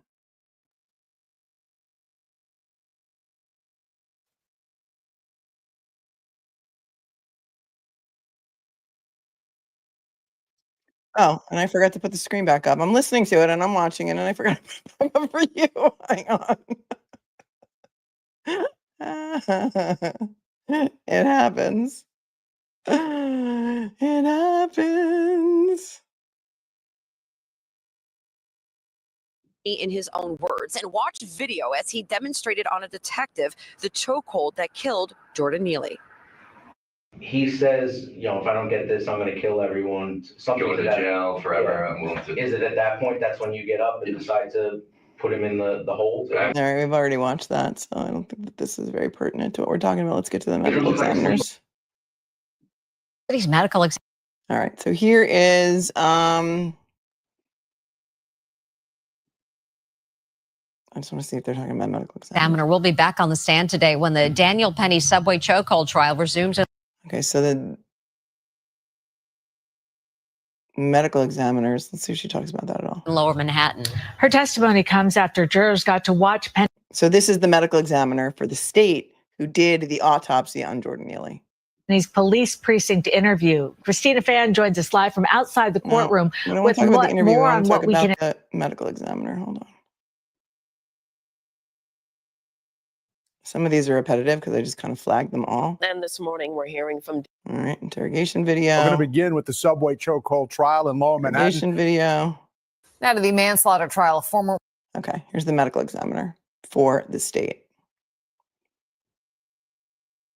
Now to the manslaughter trial of former Marine Daniel Penny and some damaging testimony from the medical examiner today. Dr. Cynthia Harris told jurors today that in her opinion, Penny's chokehold on Jordan Neely on board a subway train was the sole cause of Neely's death. Penny's attorneys have refuted the findings and claim Penny was trying to protect passengers. Eyewitness News reporter Darla Miles was in court today. She joins us now live from Lower Manhattan. Darla. Liz, this afternoon, defense attorneys for Daniel Penny have been trying to poke holes in the findings by Dr. Cynthia Harris, possibly pointing to other factors that could have contributed to his death, like perhaps a toxicology report that showed he had K2 in his system. Her response then was a very powerful part of this testimony this afternoon. She testified that Jordan Neely could have had enough fentanyl in his system to kill an elephant, but he died of a chokehold. The Manhattan. She didn't even wait for the toxicology results to come back before she made her determination on the cause and manner of death, which is very interesting. District Attorney's Office wrapping up the Daniel Penny involuntary manslaughter trial Friday morning with Dr. Cynthia Harris, the medical examiner who performed the autopsy on Jordan Neely. Today, the medical examiner confirmed that he died from the lack of oxygen intake, technically called asphyxiation. Dr. Harris pointing out for jurors signs of death in Jordan Neely seen in the chokehold video, testifying the veins in his face are distended, purple, and much darker and more purple than his arms, that both toes turn upwards, which indicate brain injury due to low oxygen, and that twitching movements that surround death are clearly visible. It's real strenuous to watch those videos. It's crazy. Attorneys for Daniel Penny attempting to challenge the medical examiner on her autopsy findings. Writing the day Neely died, the cause of death was pending further study. Dr. Harris testifying Friday, I was operating under the assumption he was released from the chokehold and still screaming. But that changed to compression of the neck 2 days later after she saw the cell phone video. Dr. Harris telling the court, after watching it, I had no further questions. And I think she saw the cell phone video on like Twitter or something. I think that came out. Let's listen. As to why he was dead. I wasn't trying to injure him. Right. I'm just trying to keep him from hurting anybody else. He's threatening people. Over the last 2 weeks, the prosecution showing jurors Penny in his own words in the moments following the incident, calling nearly 36 witnesses to testify and playing 911 calls for jurors. There was a guy in the train saying that he's ready to go to jail. He was going to harm people in the train. So a guy who stepped in, and now he's holding him down. Prosecutors arguing Neely's outburst was 30 seconds, but the chokehold that lasted 5 minutes and 53 seconds was misused, causing Neely to suffocate and die. Now, Dr. Cynthia Harris is the final witness called by the Manhattan DA's office, which is still expected to rest its case today. Reporting live in Lower Manhattan, Darla Miles, Channel 7 Eyewitness News. I think she was on the stand for something like 3 days. The medical Okay, so here's another take on the medical examiner's testimony. Sometimes you got to listen to a couple of them because there's no cameras in the courtroom. Different reporters take different notes, and sometimes some will add some things that somebody else didn't add. The medical examiner who examined the body of Jordan Neely taking the stand today. All right, let's get right to Fox 5's Michelle Ross outside the courthouse in Lower Manhattan. And Michelle, you were inside the courtroom to hear it all.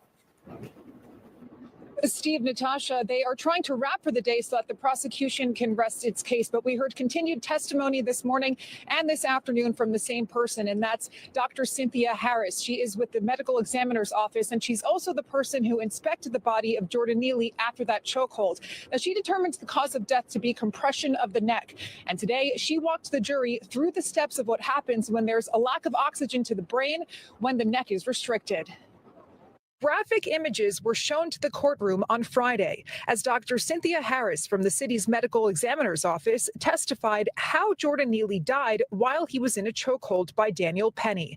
Dr. Harris examined Neely's corpse in May 2023 and dissected his neck in the process. Explicit pictures of it were on display for the jury, showing physical damage to his organs because of lack of oxygen. Jordan Neely's uncle, Christopher Neely, says the images are too difficult to look at, seeing his nephew in this vulnerable state. We saw his backside. We saw his buttocks. We saw the number 2 behind him. You know what I'm saying? We saw how. Here's what's interesting, though. One of the witnesses that said that he came onto the train with soiled sweatpants.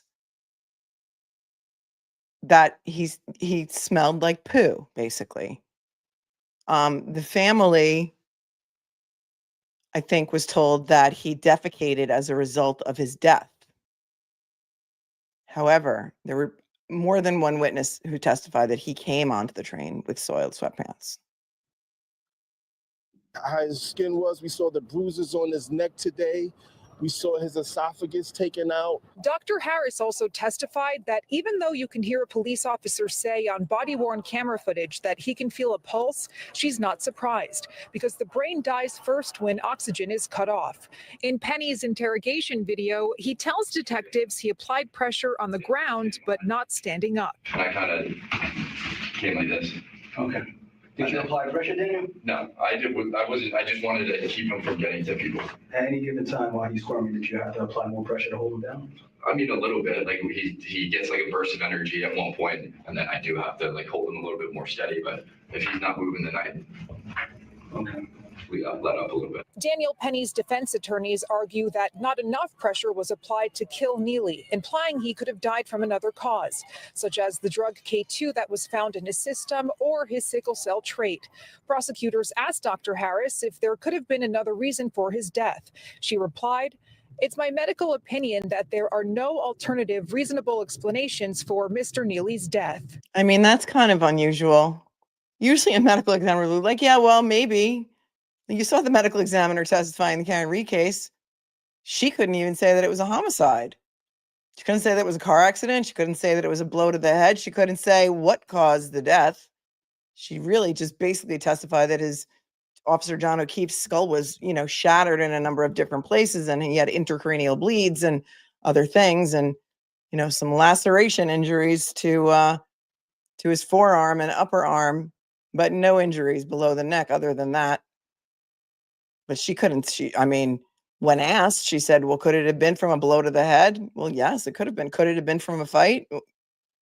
I mean, I think in her autopsy report, she said the injuries do not seem to be consistent with a fight, if I recall, which was very interesting because you never see what it could not be in an autopsy report. But this medical examiner says, no, there's no alternative reasonable explanation. She said, I don't know if there was fentanyl found in his system, but she said, even if he had enough fentanyl in his system to kill an elephant, in my opinion, he still would have died from this chokehold based on her viewing of the video on social media.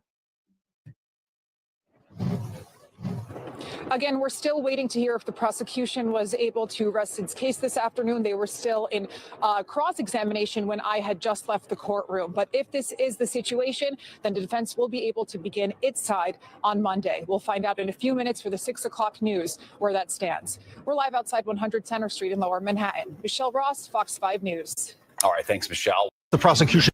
Okay, this is the medical examiner. Another piece about the same medical examiner. This may be her cross-examination. Medical examiner for the city of New York. And close to resting its case in the manslaughter trial of Daniel Penny. Good evening, I'm Dick Brennan. And I'm Mary Calvi. Christine and Maurice are off. It's a dramatic update in the case of the Marine veteran who has pleaded not guilty to charges related to the chokehold death of 30-year-old Jordan Neely. Witnesses testified Neely entered the subway last year threatening people, and Penny tried to restrain him. Dozens of people have testified on the stand. The prosecution alleges Penny used excessive force. Alice Gaynor has been in the courtroom all week. She's live outside with an update. Alice. Dick and Mary, prosecutors called more than 30 witnesses to the stand. The last to testify is the doctor who performed the autopsy on Jordan Neely. We just got an update moments ago. Court is finished for the day, but the defense has not finished their cross-exam, so the medical examiner will return Monday for questioning. Today, jurors were shown photos from the autopsy, in particular of Jordan Neely's neck and eyes. Dr. Cynthia Harris ruled Jordan Neely's cause of death compression of the neck or asphyxia. Prosecutors say Daniel Penny had Neely in a chokehold for nearly 6 minutes. In a voluntary police station house interview, Penny demonstrated. And I kind of came like this. Okay. Did you apply pressure, Daniel? No, I wasn't. I just wanted to keep him from getting to people. After Penny let go of Neely, several witnesses, including responding officers, testified Neely had a pulse. Dr. Harris says that's not surprising. This is an asphyxial death. The brain dies first. Neely had sickle cell trait. She testified it's normally benign, an asymptomatic condition, but his spleen and red blood cells were sickled. In her medical opinion, she testified it was caused because he was in a low oxygen situation. A toxicology report revealed Neely had a synthetic cannabinoid, otherwise known as K2, in his system. But she told the jury no one can say how much because current testing does not quantify it. It only determines if it's present, since synthetic cannabinoids change like fashion trends. On cross-examination. So if you can't tell from a toxicology screen how much K2 was in his system because it can't test for that, how can you possibly say in good conscience K2 did not cause his death? K2 is also known as spice, I believe, similar to the results of or the effects of cocaine. How can you say then, if you can't tell how much K2 was in his system, how can you say in good faith that that could not have been a cause of his death? Defense attorneys asked her about higher rates of toxicity and hospitalizations due to K2. She said it was 2 to 100 times more potent to standard natural occurring cannabinoids. They also noted after she performed the autopsy, Neely's death certificate 2 to 100 times more potent. 2 to 100 times. I gotta take the captions down to just read this. 2 to 100 times more potent to standard natural occurring cannabinoids. Don't do it. Drugs are bad. Teach your children well. natural occurring cannabinoids. They also noted after she performed the autopsy, Neely's death certificate originally said cause of death pending further study. Dr. Harris said that was due to a misunderstanding. A police report said Neely had been screaming, so she had questions. After viewing video of an unresponsive Neely, and though waiting for toxicology results, she made her ruling, doubling down, telling the jury that Neely could have had enough fentanyl in his system to knock down an elephant, and that still would not have changed her opinion. Come on, man. Really? Really? Really? Okay. Could be very bad for the defense. That opinion depends on the jury. Again, court is finished for the day, but they are not done with this witness. She will be questioned again on Monday. The defense will finish, and then the prosecution will rest, and then the defense will get a chance to present its case. Dick and Mary? Drama unfold. Were any of Neely's family members in court today? So his father and his uncle, they've been here for pretty much the entirety of the trial. They were here, and I looked over to see what their reaction might be to these autopsy photos. They were watching because at other points during this trial, I've noticed his father has either put his head down or he's gotten up and he has left the courtroom. Some of these images, this testimony too painful, but they were paying attention today. His uncle did tell reporters that this was understandably very painful for them to be here, listen to, and to watch. Alice Gaynor, I'm live. sure. It's devastating. All right, developing now at 5. The prosecution's rested and the defense has started its case in the Daniel Penny trial. Okay, so this goes back to 3 days ago, the 18th. Today is the 22nd. This is when the defense started its case. This is from Fox 5 New York. The reason we're watching news clips, if you're just joining, is because this trial is not televised. Fox 5's Michelle Ross is in Lower Manhattan. Michelle, you've been inside the courtroom all day. What can you tell us?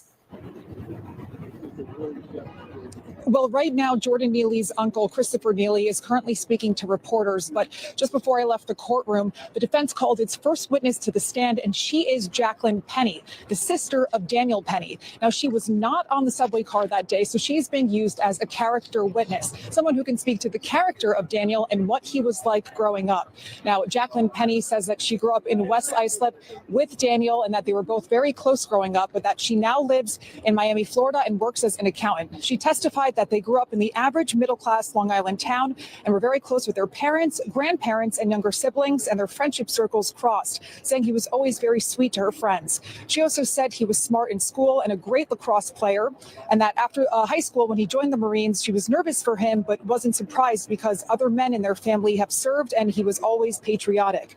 Now, before she took the stand, testimony wrapped for Dr. Cynthia Harris, the medical examiner who testified for 3 days. Today, there was relentless and repetitive questioning by the defense attorney, who tried to ask in many different ways if Jordan Neely could have died from his sickle cell trait and not compression of the neck from the chokehold.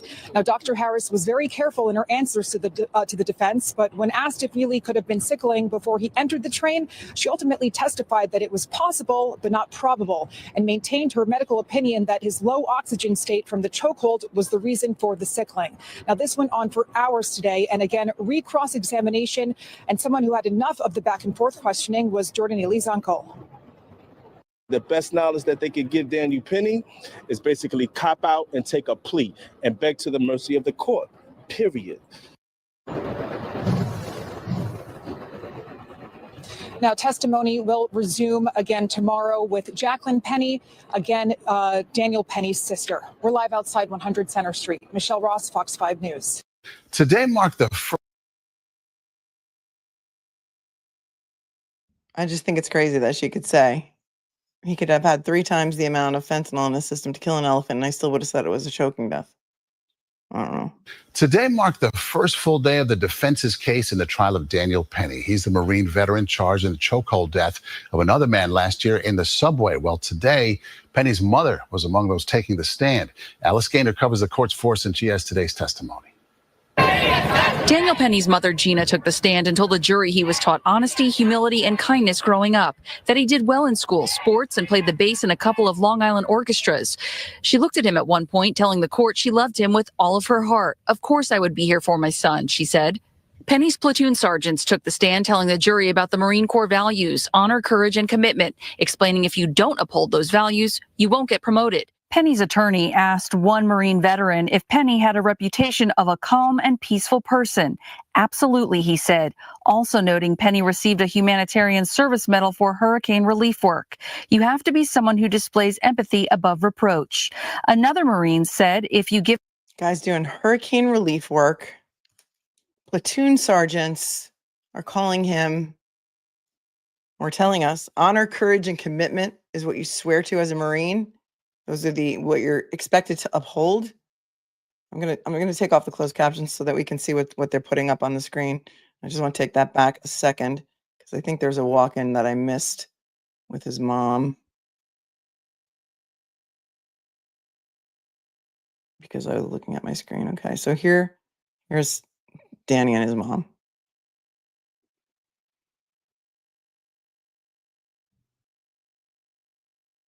Taught honesty, humility, and kindness growing up, that he did well in school, sports, and played the bass in a couple of Long Island orchestras. She looked at him at one point, telling the court she loved him with all of her heart. Of course I would be here for my son, she said.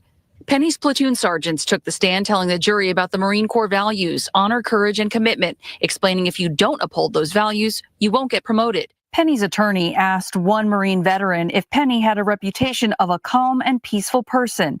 Absolutely, he said, also noting Penny received a humanitarian service medal for hurricane relief work. You have to be someone who displays empathy above reproach. Another Marine said, if you give him a task, I know it's going to be completed and done right. Penny is charged with second-degree manslaughter and criminally negligent homicide in the chokehold death of 30-year-old Jordan Neely. Prosecutors are trying to prove Penny was reckless and argue though his intentions were good, he used excessive force, keeping Neely in a chokehold for nearly 6 minutes. Penny told detectives after the incident he was not using pressure. Witnesses have testified that Neely entered an F train in May 2023, shouting threats, and that Penny moved to restrain him. Tuesday afternoon, a forensic psychiatrist, an expert witness for the defense, took the stand. He reviewed Neely's psychiatric records, thousands of pages detailing more than a dozen. Thousands of pages of psychiatric records for this man. Thousands of pages. So this is not the expert medical examiner. This is an expert forensic psychologist or psychiatrist. Let me just hear what she said. And he's going to give an opinion based on the thousands of pages of psychiatric medical records of Jordan Neely that he reviewed. Let's take a listen to this. To restrain him. Tuesday afternoon, a forensic psychiatrist, an expert witness for the defense, took the stand. He reviewed Neely's psychiatric records, thousands of pages detailing more than a dozen hospitalizations. Neely, he says, was diagnosed with schizophrenia and K2 abuse. This doctor never evaluated Neely, but says he would classify his mental illness as severe based on his history. Reading from some reports, he describes paranoid fears. People want to hurt him. He mentions hearing the devil's voice. One hospital report said that while smoking K2, Neely said he had changed the world with Tupac Shakur and that now his life is in danger. There is no court tomorrow. The defense. So in these thousands of pages of medical records that this forensic psychiatrist reviewed, more than a dozen hospitalizations for psychiatric care. He was diagnosed with K2 abuse and schizophrenia. He was hearing the devil's voice. This is a man who has severe mental health issues as well, in addition to being on an unknown amount of K2 because they can't test for the amount. Defense will call another expert witness on Thursday. Outside of Manhattan Criminal Court, Alice Gaynor, CBS News, New York. And Alice has been in the courtroom every day of this trial. Go, Alice. Well, new developments tonight in the manslaughter trial. And this, again, I believe is the same forensic pathologist. No, this is the forensic pathologist. So this is the defense expert pathologist medical examiner. And this was just from yesterday. So this is yesterday's testimony. We're almost caught up.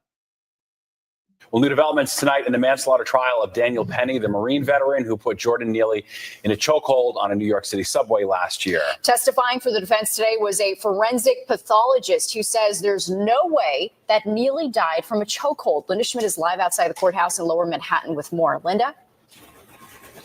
Yeah, that came as shocking testimony to everybody sitting in the courtroom today. The defense team's experts saying that Jordan Neely did not die from a chokehold. By the way, that testimony and that expert opinion is dramatically different from the opinion of the New York City Medical Examiner's Office. Now, go ahead and take a look at this video here. This is the doctor. His name is Dr. Satish Chundru, and he is based out of Texas. He said there are two phases in a chokehold death. The first phase is unconsciousness. The second phase is death, and he testified that that is not what happened to Jordan Neely. He was also asked about the New York City Medical Examiner's Office's quality assurance in examining Neely, and his response was, if it did have quality assurance, it did not have it in this case. Wow. He said the medical examiner's office reached its conclusion without having all of the important evidence.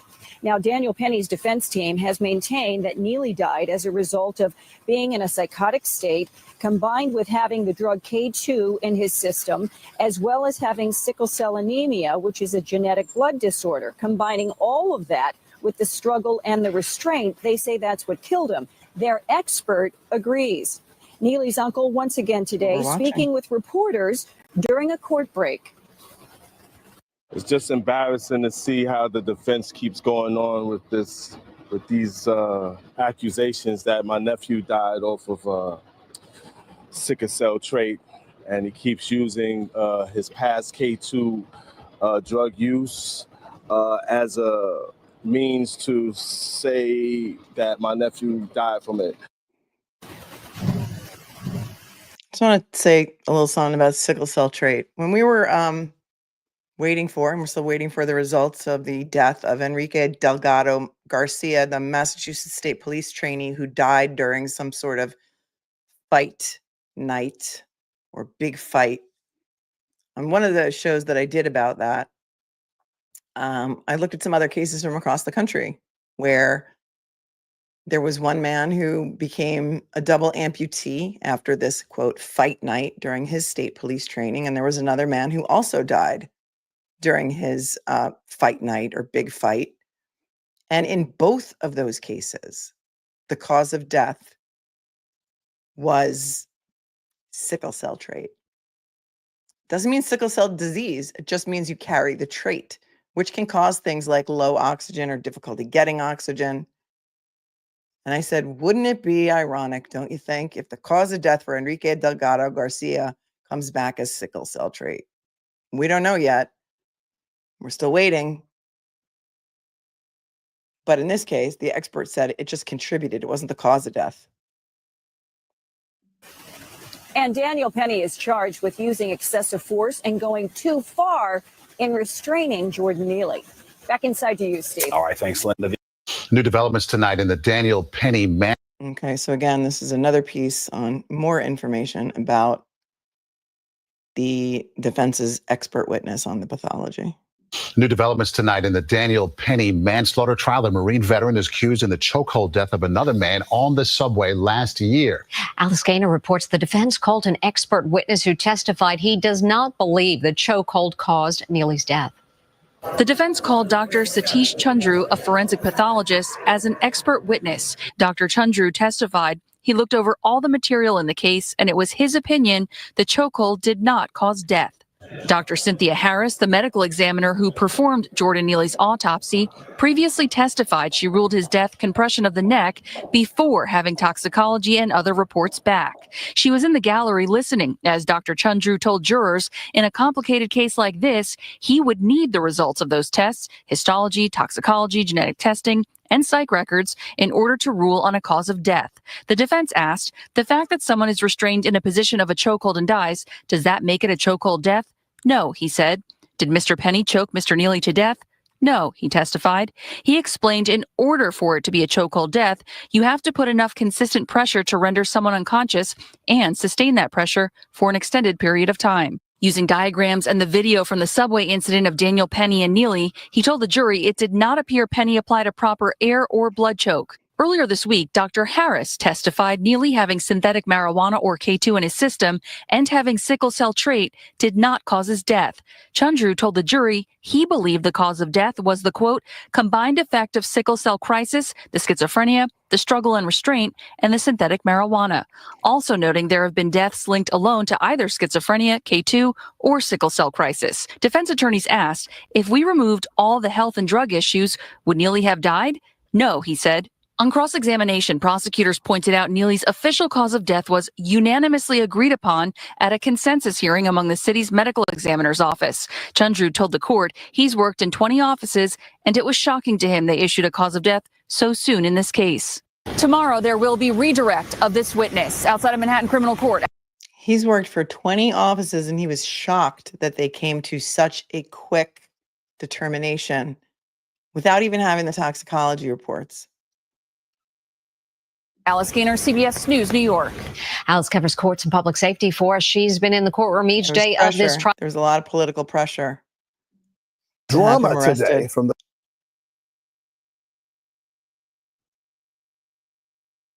All right, I think it's at some defense of point. the deadly chokehold trial. At some point, it was brought out that this expert witness makes about $5 million a year testifying, so that could work against him It's as law well. and disorder. But I wanted to go to Janine Pirro because I saw her in court, and so I wanted to hear what her opinion was, and so I have that pulled up for you as well. And this was from yesterday when Jussie Smollett's hate crime hoax conviction was overturned. Kim Fox, there had been a grand jury indictment, and Kim Fox did what we call a null pros, which means you don't. And as part of that null pros, he was going to agree to a special prosecutor. Just move to this case.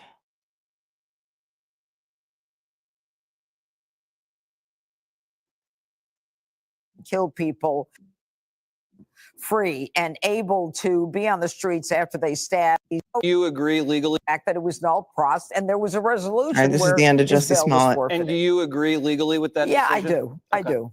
I mean, that's just the fair way to do it. But, you know, he's not the most important person in the segment. I mean, when you hear about all these people running around free and able to be on the streets after they stab and kill people, and they randomly select a victim, you know, whether it's a nurse or someone who's working in a bodega, and they're free to walk around. And I've been in the trial downtown at 100 Center Street watching the Danny Penny trial, where you've got a guy who's been indicted by Alvin Bragg. His case is being put ahead of everybody else's case.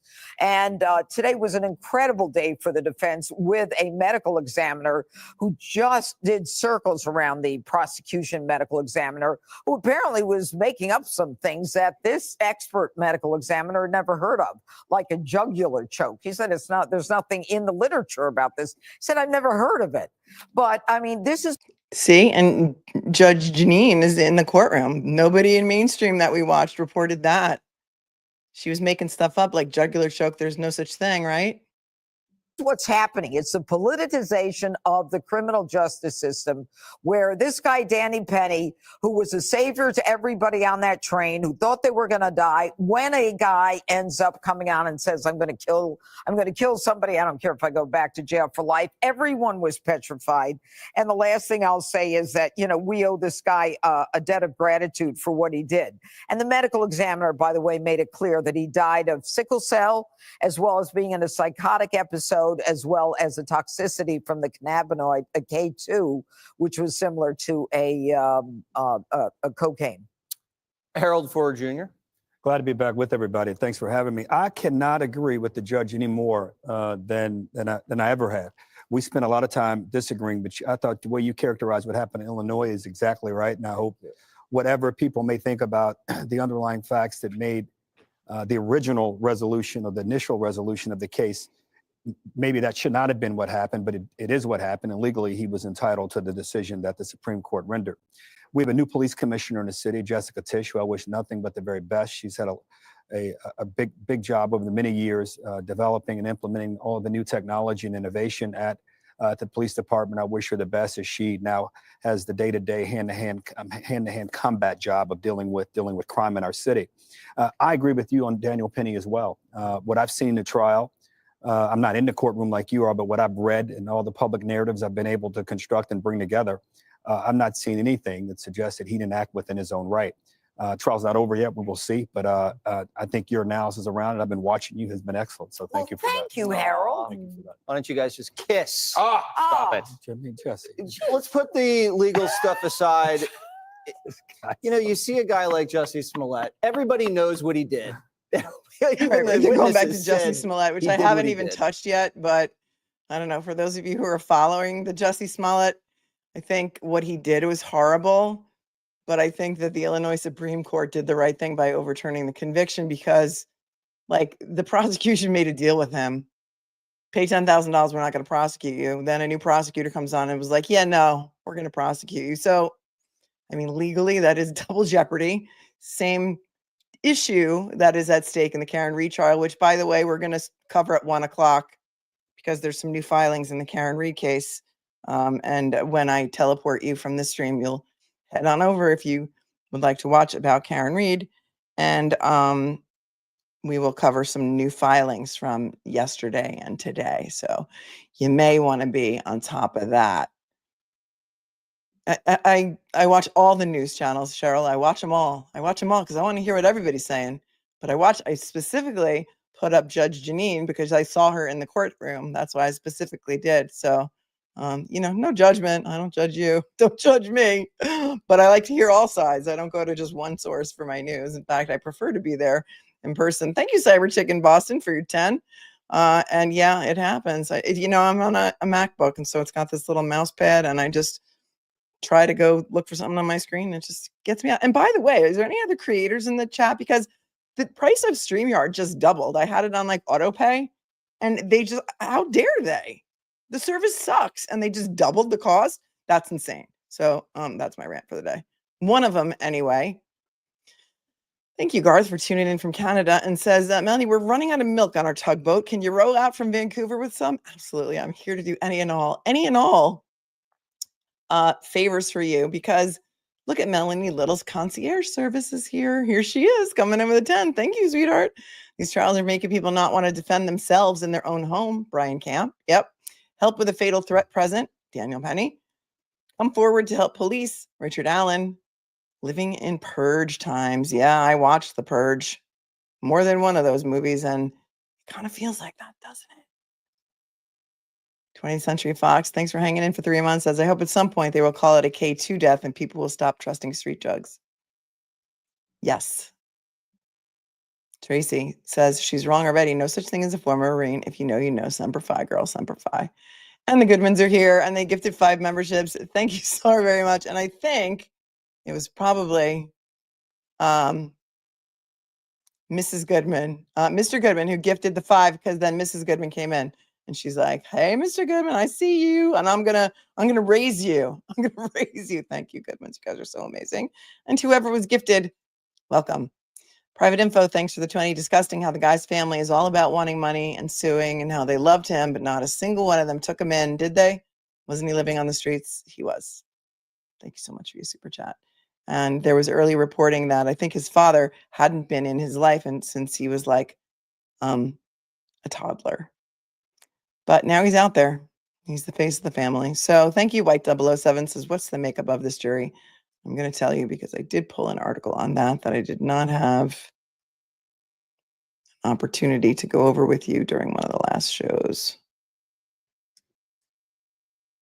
And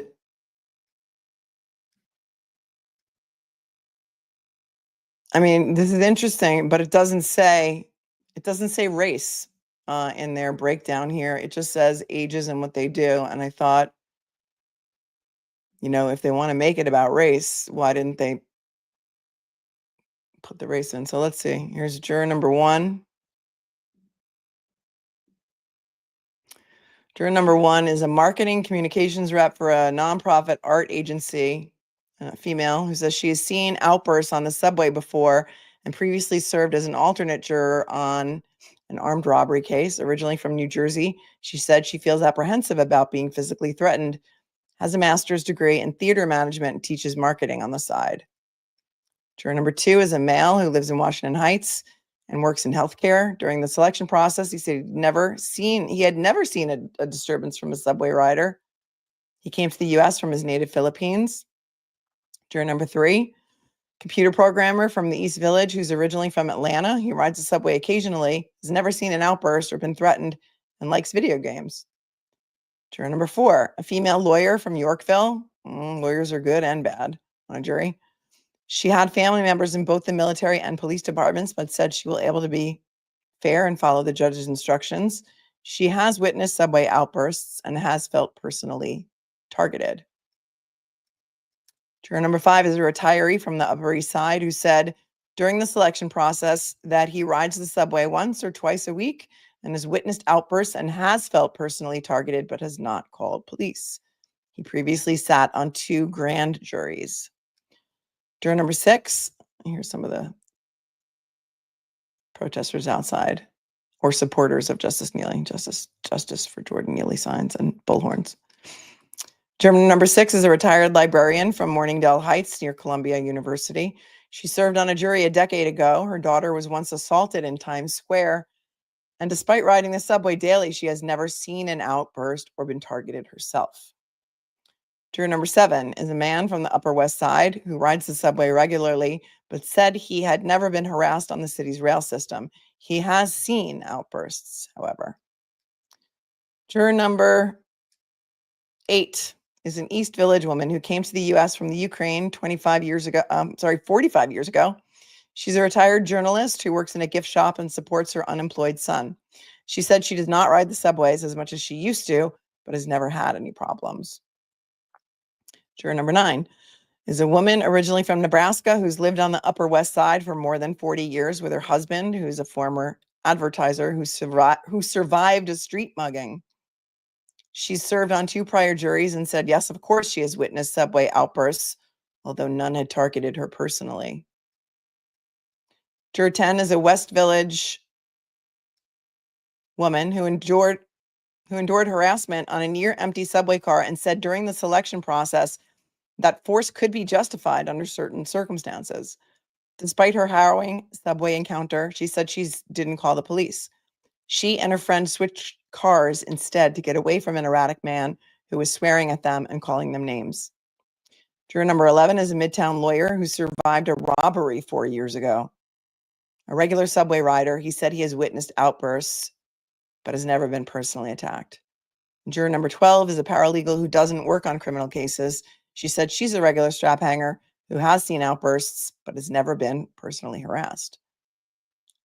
It would have been virtually impossible to pick a jury of peers who had never ridden on the subway or don't ride the subway regularly, in my opinion. And I'm surprised that there are many people on the jury who have been or have seen altercations on the subway. In New York, it's known from the beginning that you are an alternate when you're on jury duty. So these are going to be the 12 jurors, and then there are probably at least 3 alternates. And I have not heard about any of the jurors being dismissed, so we can, it seems that they are going to be the jury. Rassler's mom says, I hate to say this, but now I feel they are overly protecting certain people in this case. Look at the protesters, but nothing to see here. Gross. RB, thank you so much for your super sticker. My Miracle Mama says, do you think this would be if he wasn't a Marine, just a civilian? I think that's a great question. Do I think they would not have prosecuted him? No. But I think that they're trying to hold him to a higher standard and saying, because you've had training, you should have known that you were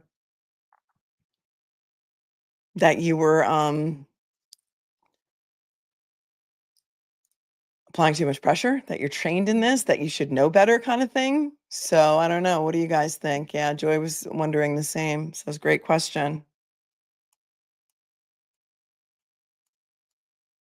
Thoughts, concerns, final questions before we wrap, my friends. Let me see if there's anything breaking about whether he's taken the stand today.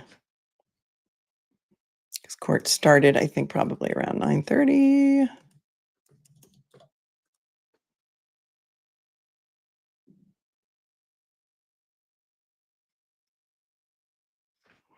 See if our favorite reporter, Dan Rivoli, is in court today.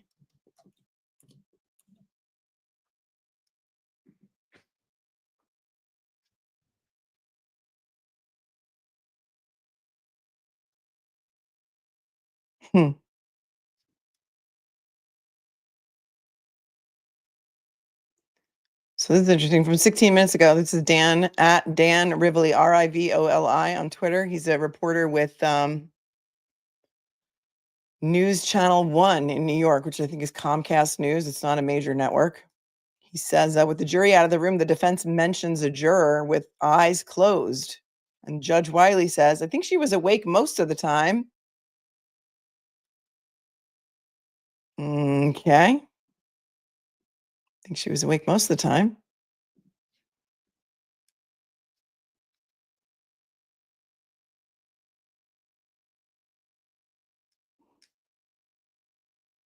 And let me see where they started today. Okay, so they started the day this morning with the defense expert, Dr. Chundru, back on the stand for cross-examination. And the ADA, Daphne Yoren, is focusing on why Dr. Chundru thinks K2 toxicity contributed to his death. And then she says to Dr. Chundru, so you know better than everyone at the New York City Medical Examiner's Office, the New England Journal of Medicine, the American Society of Hematologists. Objection sustained.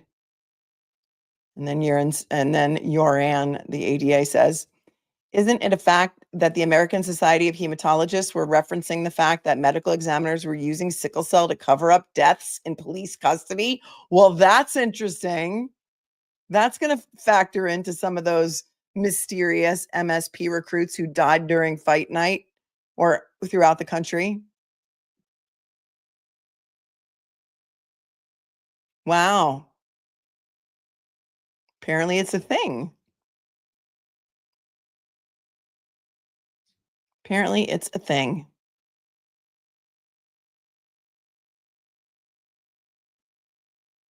And then what happened after that?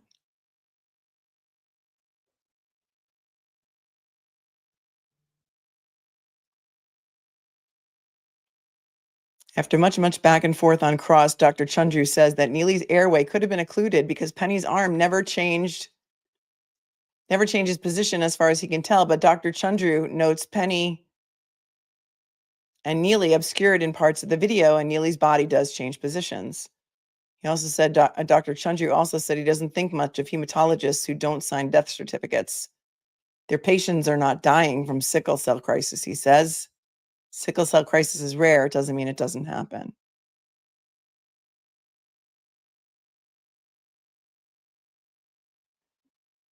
ADA Yoren mentions a story of a sergeant who died in police custody, determined sickling crisis.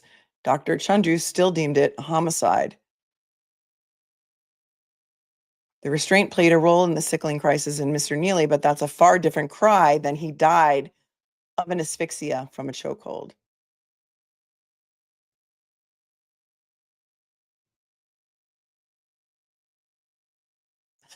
The ADA then says to the expert witness of the defense, referring to, and he says, oh, yeah, so they're all wrong, right? Referring to all those list of people that I named before, including the ME's office, et cetera. And he says, looking at a video, then making a determination, yeah, that's almost malpractice. So this witness is clapping back.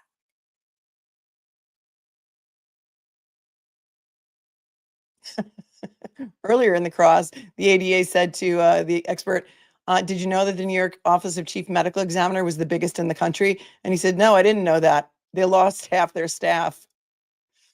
All right, so it seems like it's getting a little spicy in there in court.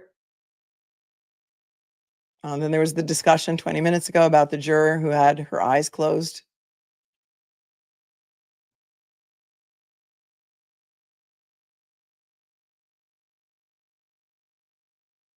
And then there's someone else who tweeted that they kept referring to it as homicide in front of the jury. And they say this is very strange, as the judge has clearly said outside the jury presence that no party is to discuss homicide, as it would confuse the jury, because homicide is actually a legally neutral term, but obviously confusing to a jury. Let the judge the judge let it go on for a while today, talking about homicide. So there's that.